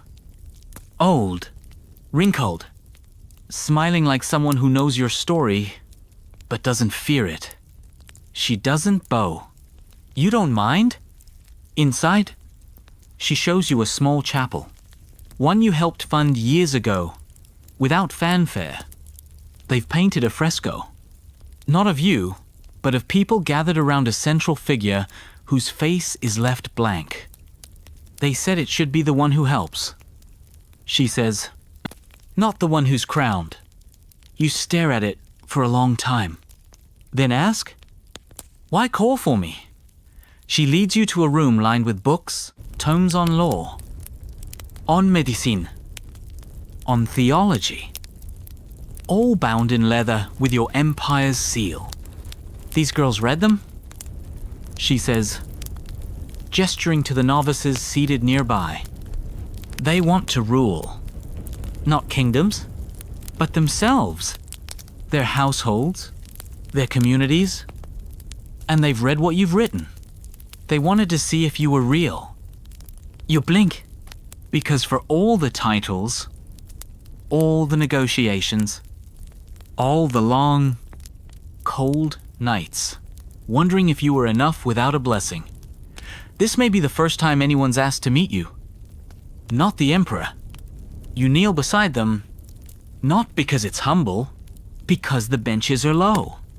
You answer their questions about justice, about mercy, about what it feels like to say yes when you're scared. You tell them about failure, about silence, about how long it took to realize that sometimes being ignored isn't a curse, it's a clearing. They ask what you'll do next. You say, whatever they no longer need me for. That night, you sleep in the convent's guest quarters. No guards, no heralds, just quiet. And the next morning, you leave before dawn. Unnoticed, when you return to the capital, your son has ruled in your absence. Well, a dispute settled, a budget rebalanced, a cathedral repaired. You praise him. He smiles not with pride, but with relief. Because you've taught him, too. That success is not a trumpet blast. It's peace that stays, and that peace now stretches far beyond you. From fishing villages where the only crown is a captain's hat, to mountain towns that speak your laws in dialects. The church never bothered to learn. You didn't just rule. You rewrote the meaning of rule. Not with rebellion, but with repetition. You showed up. You endured. You stayed. And when Rome finally spoke, you were already halfway through the next road. The next reform. The next kindness that needed no witness to be real. You've ruled for decades now. Longer than most expected. Longer than some dared to hope. And in the creases of your hands, the quiet behind your eyes, there's a kind of history that can't be painted or chanted or declared from a balcony. Only lived. Your days begin earlier now. Oddly, sleep is lighter. Dreams quieter. The kind of sleep that doesn't chase things, but lets them drift. And so you rise with the dawn. Sometimes before, you watch the city wake from your chamber window, the soft glow of ovens, the steam rising from bathhouses, the clicking of hooves on stone. You've come to love these small sounds more than trumpets or bells. They're not trying to impress you. They're simply honest. One morning, a child in the palace garden asks, "Were you really never crowned?" You kneel to her level. "I was?" You say, "Just not the way they usually do it?" She tilts her head. "So, how did you become emperor?" You think about it? About the silence. The doubt. The refusal. The waiting. The walking. The people kept calling me that. You say, until no one questioned it anymore. She nods, as if that makes complete sense. Then runs off to play. You watch her go, and something stirs. Not sadness. Not nostalgia. Something else. Release. Because you're starting to realize your reign may not end with a grand procession or a final speech. It may just settle. Like old snow. Still present. But no longer demanding footprints. And maybe that's right. You begin preparing your archives. Not just for posterity, but for use. You gather your journals, your notes, even the letters you never sent.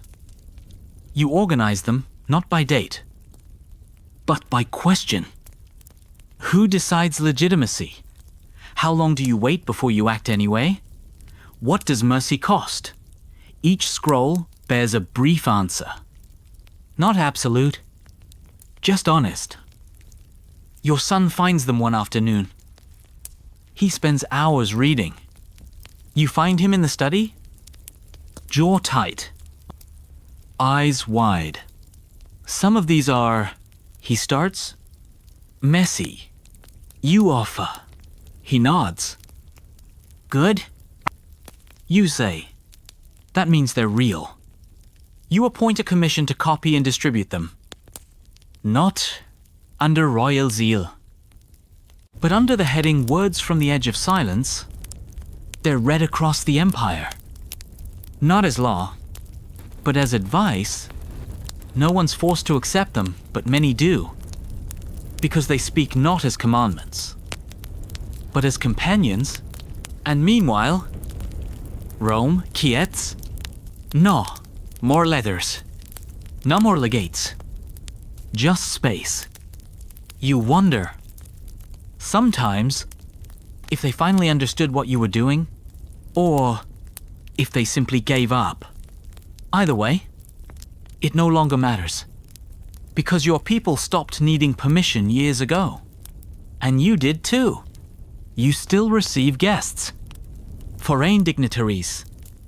Minor nobility. Curious scholars. They ask about policy. About history.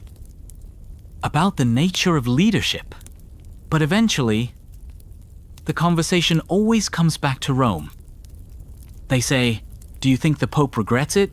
You smile and say, "I think the Pope had other plans. And I had a longer one." They always pause at that. Then not. Because they see it now.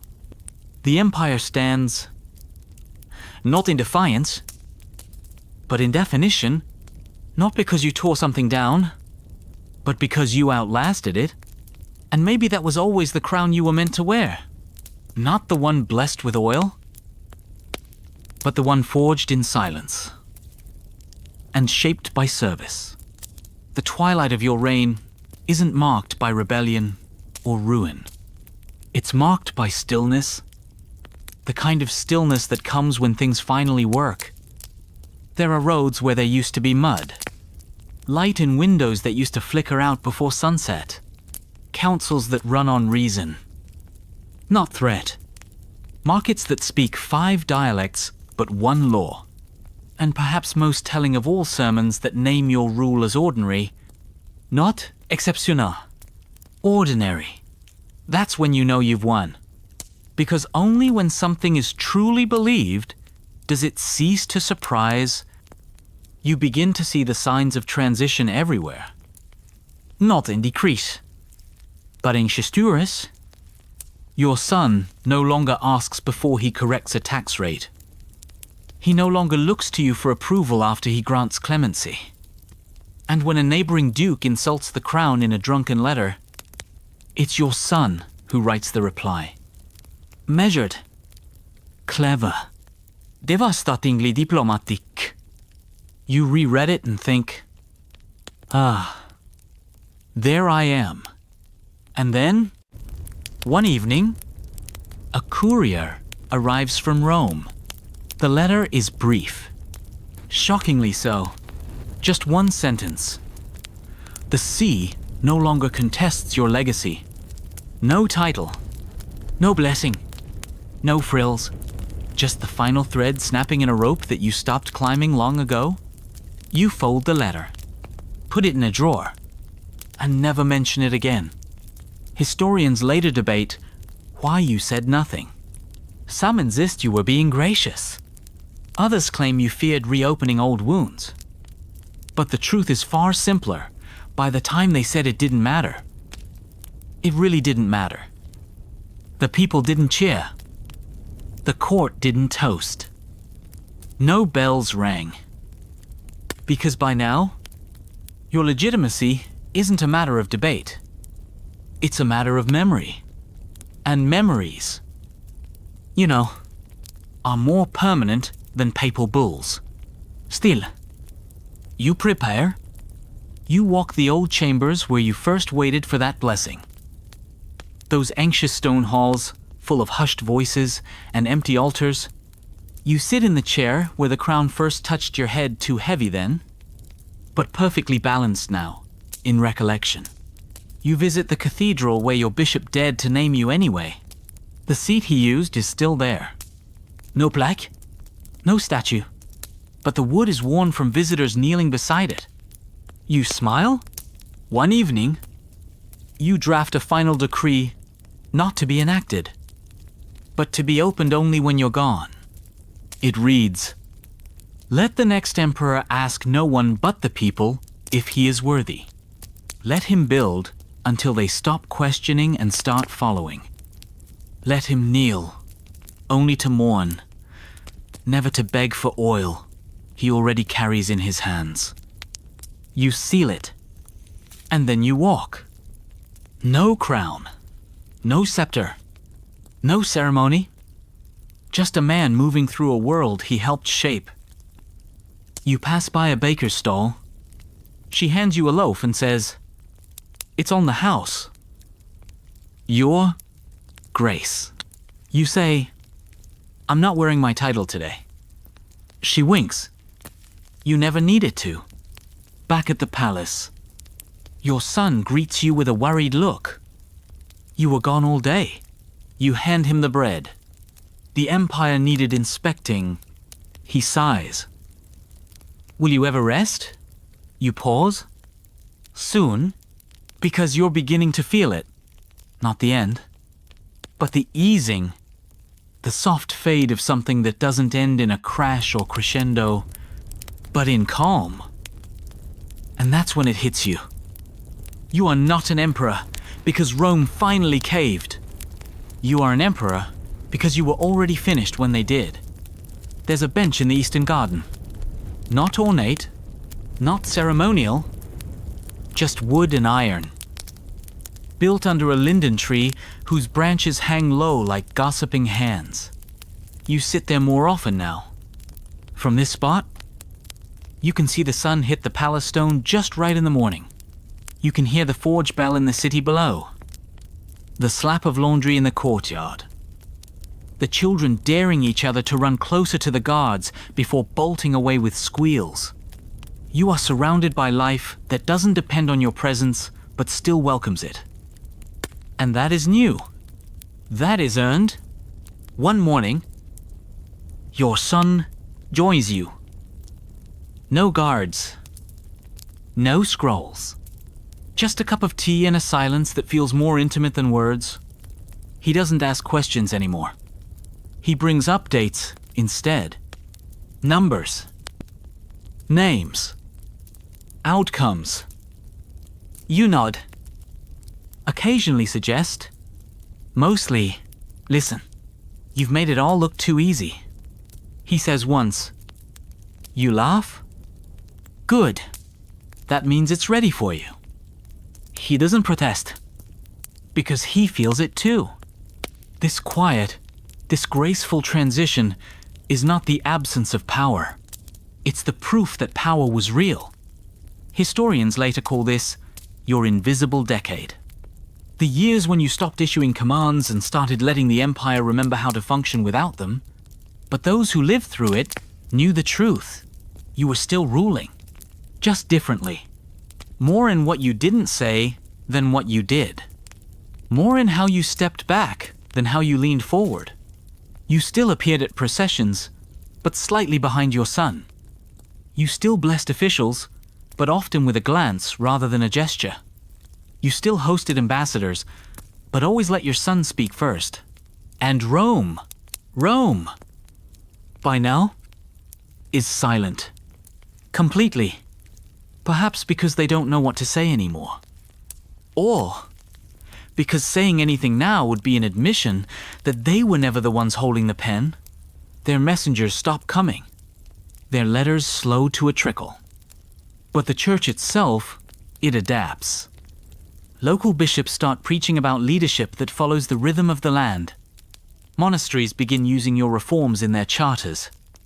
In one abbey, they rename a room where communal decisions are made. The Emperor's Table. Not in flattery, in practice.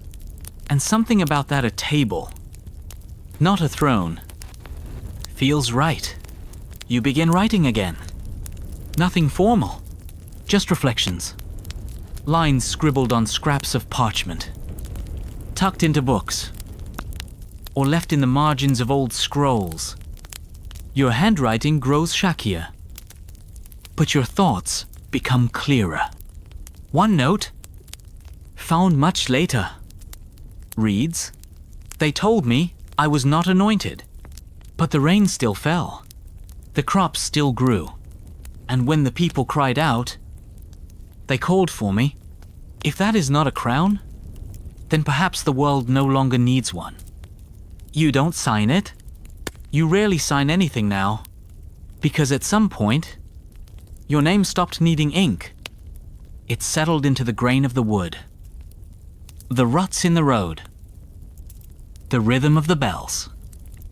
One afternoon, a group of students visits the palace archives. They ask to see the oil. The historian laughs. There wasn't any. She says, they stare, wide-eyed. Then how did he become emperor?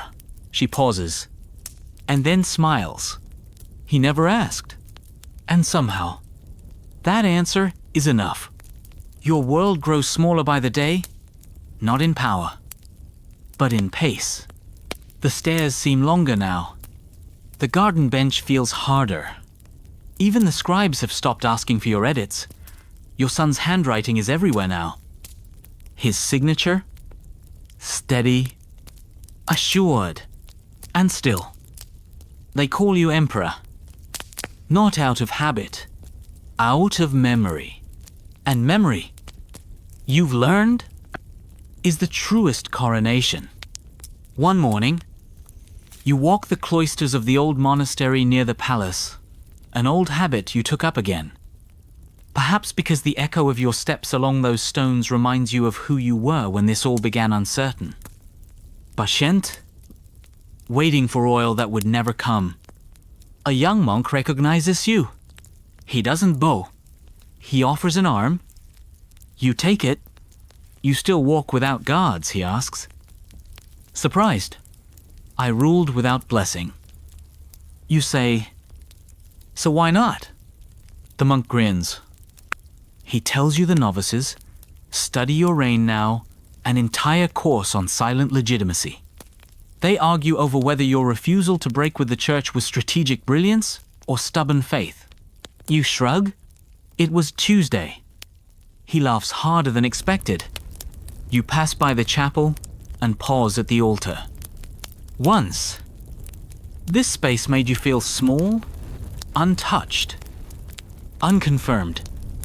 But now, as the incense curls upward like a soft exhale, you realize something? You were always crowned here. Not by men, by movement, by need, by the uninterrupted beat of governance in the face of uncertainty. You kneel not to beg. but to thank. And when you rise, slower now. The monk offers no words, just a nod, a respect that no seal could command. Back at the palace, your son awaits. He's preparing for the mid-year council, a gathering of nobles and merchants and abbots who no longer fear chaos in your absence. They expect coherence, order, a future, and your son delivers it. He reads from policies you never finished. He adjusts what needs adjusting. He doesn't ask you what to say anymore. Only afterward does he return. How did you know when to stop leading? You take your time before answering, because no one noticed when I did.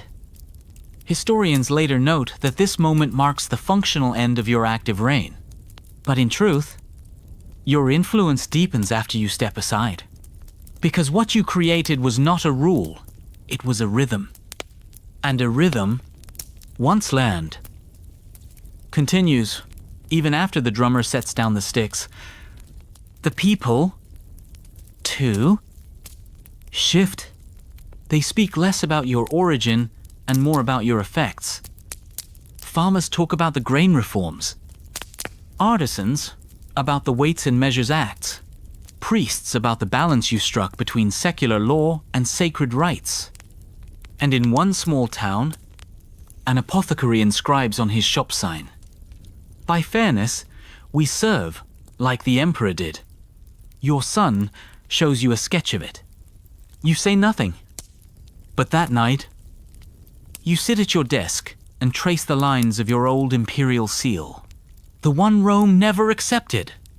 You hold it in your palm, its edges worn smooth by years of use and resistance. You place it in a small box and lock it, not out of rejection, out of closure, because the seal didn't make the emperor. The emperor made the seal, and now it can rest. So, can you? The morning comes slow, as if the sky itself is remembering. You sit by the window wrapped in fur, a woolen scarf draped across your shoulders, not for cold, but comfort. Below, the capital stretches awake, carts creaking, bells chiming faintly in the cathedral towers. A child laughing at something no one else heard. You were once obsessed with that cathedral, once stood in its nave and stared at the altar, hoping quietly, painfully, that someday a pope would cross the threshold and say the words that would finally make you emperor. But now, when you look at it, all you feel is affection, like a house you once dreamed of buying, only to realize you built something better with your own hands. Today, you meet with your son not as ruler and heir, but as two men reviewing a ledger of seasons. He brings you a list regions stabilized, appointments confirmed, a priesthood gradually aligning itself with local governance rather than distant bulls. It's everything you hoped he'd be able to handle, and he is. You skim the list, set it down, and say, "And the things not written," he grins. No uprisings. No papal complaints. No strange nobles claiming celestial dreams. You chuckle. Then you're doing fine. And he is, but that doesn't mean you vanished. In fact, your name is invoked more now than ever at weddings, in court oaths, in poems recited beside hearths. A traveling actor brings word of a new play, The Emperor Without the Oil. You raise a brow. Comedy or tragedy? Comedy. He says, but with a quiet ending. Good. You say, let them laugh. That's how they remember better. Historians will later argue whether your legacy was secured by policy or myth. Some say your reforms rewrote how monarchs ruled. Others say your absence of anointment became its own kind of sacred text, a space people filled with what they needed most proof that waiting was not the only path to worth. And what of Rome? They send a gift, a box, carved from cedar. No message. Inside a vial of oil. No label. No letter. Just there. You smile, because now it means nothing. And everything. You place it beside your locked seal. Not as a relic. As a reminder, because you chose to walk without it, and you reached the summit anyway. That evening, your son holds a council session on his own. You don't attend. You walk the long corridor instead. Fingertips, brushing the stone, like reading a book written in architecture. You pause at a window overlooking the courtyard. Below, two young scholars debate something, a charter. Maybe. One of them quotes a line from one of your earliest decrees, wrongly. But you don't correct them, because the point was never the wording. It was that someone remembered it at all. That night, you dream for the first time in months. Not of Rome, not of coronations. You dream of a road, empty and soft with dust. And you walking it barefoot, unhurried, unnamed. And you're smiling, because no one asks where you're going. They just walk beside you. Your hands tremble more now. Not out of fear there's none left in you, but from time, age has carved its quiet verses into your body. And your limbs now move like stanzas slow. Deliberate. Full of meaning that isn't immediately obvious. The palace staff has learned not to rush you. They walk at your pace. They match your silences. The empire no longer needs your urgency, only your presence. And even that, soon, will pass. One morning, while reading petitions, you realize you can no longer hold the stylus steady enough to sign. You laugh, a quiet, breathy thing. Then, gesture to your son. Go on. You say, try my name on.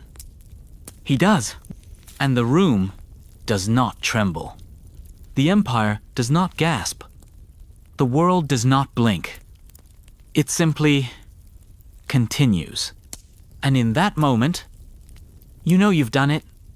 You finished the work. You step back, not with ceremony, not with speeches. You simply start showing up less.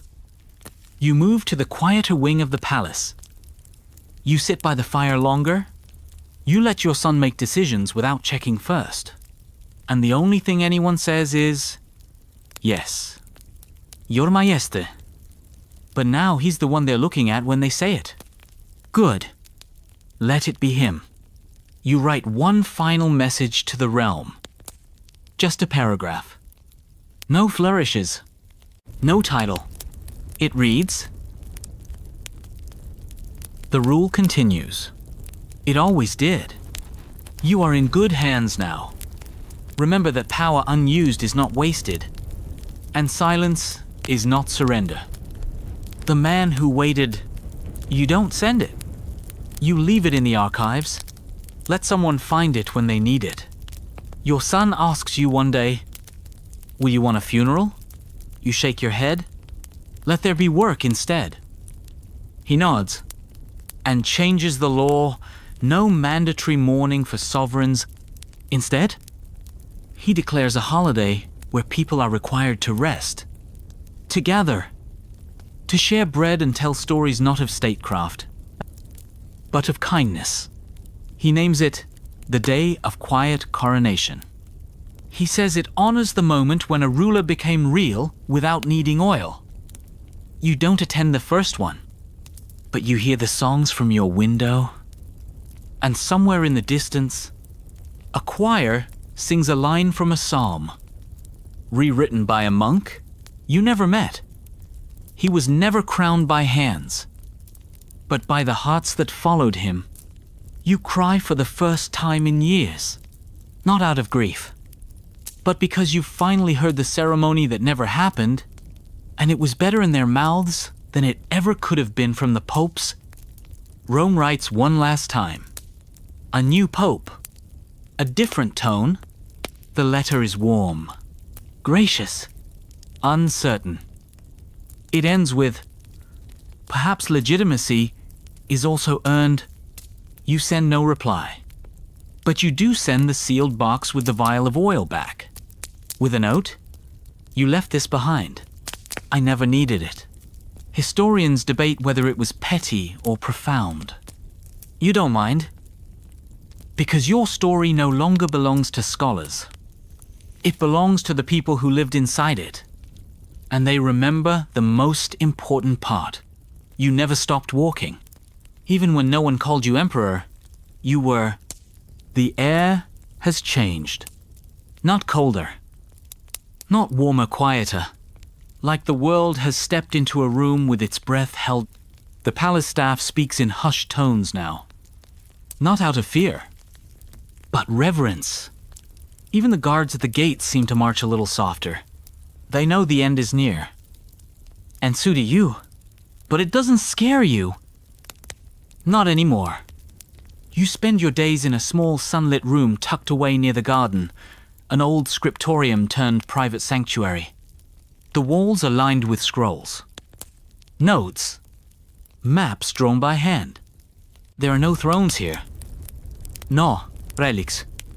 No echoes of Rome. Just your memories. Just your tools. And when you sleep, your dreams are steady. No more waiting for papal messengers who never arrive. No more imagined crowns. No. You dream of the roads? The markets? The faces you saw only once but never forgot. A shoemaker who offered you wine. A soldier who wept when you pardoned his brother. A child who gave you a daisy and called you the quiet king. These are the things that anoint a soul, if not a forehead.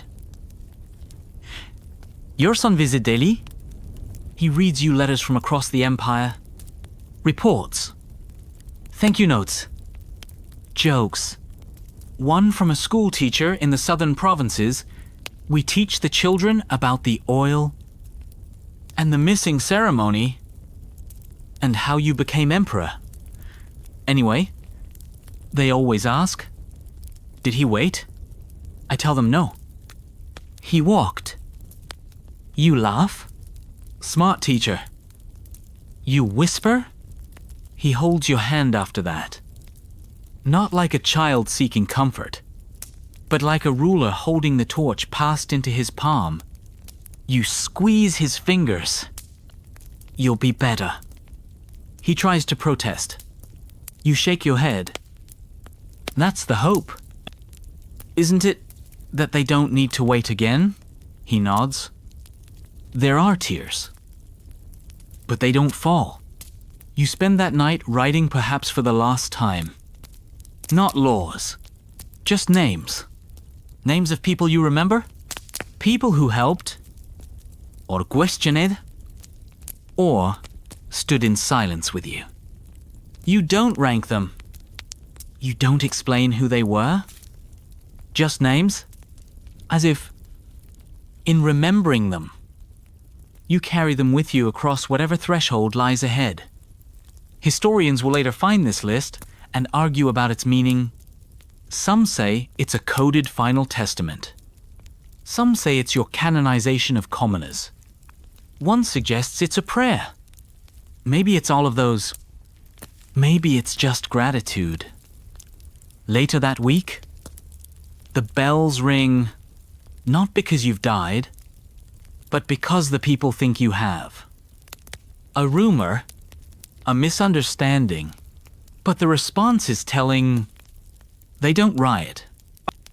They gather in squares, in chapels, in homes. They light candles. They sing. They retell stories not of battles, but of choices. He stayed when the church didn't. He didn't answer silence with swords. He gave us laws before he asked for loyalty. You hear about this? Of course. You smile, because once, long ago, you feared being forgotten, without that one missing word anointed. Now, you know better. You were recognized, not by Rome, but by the lives that moved when you did, and you realize even the Pope, in his silence, crowned you. He just did it by mistake. You don't die in a storm. There's no eclipse, no comet, no raven flying thrice around the palace and cawing in Latin, just a calm morning. The windows open to soft light. A gentle breeze that smells faintly of honey and stone and paper. Your breath is shallow now, but you're not struggling. Your eyes drift across the room at peace, not because everything is perfect, but because nothing is missing. Your son sits beside you. He doesn't speak. He knows you wouldn't want words right now. Instead, he holds your hand. You squeeze back just once. In another part of the palace, a servant places fresh ink by the royal desk out of habit. In a distant province, a baker burns a loaf.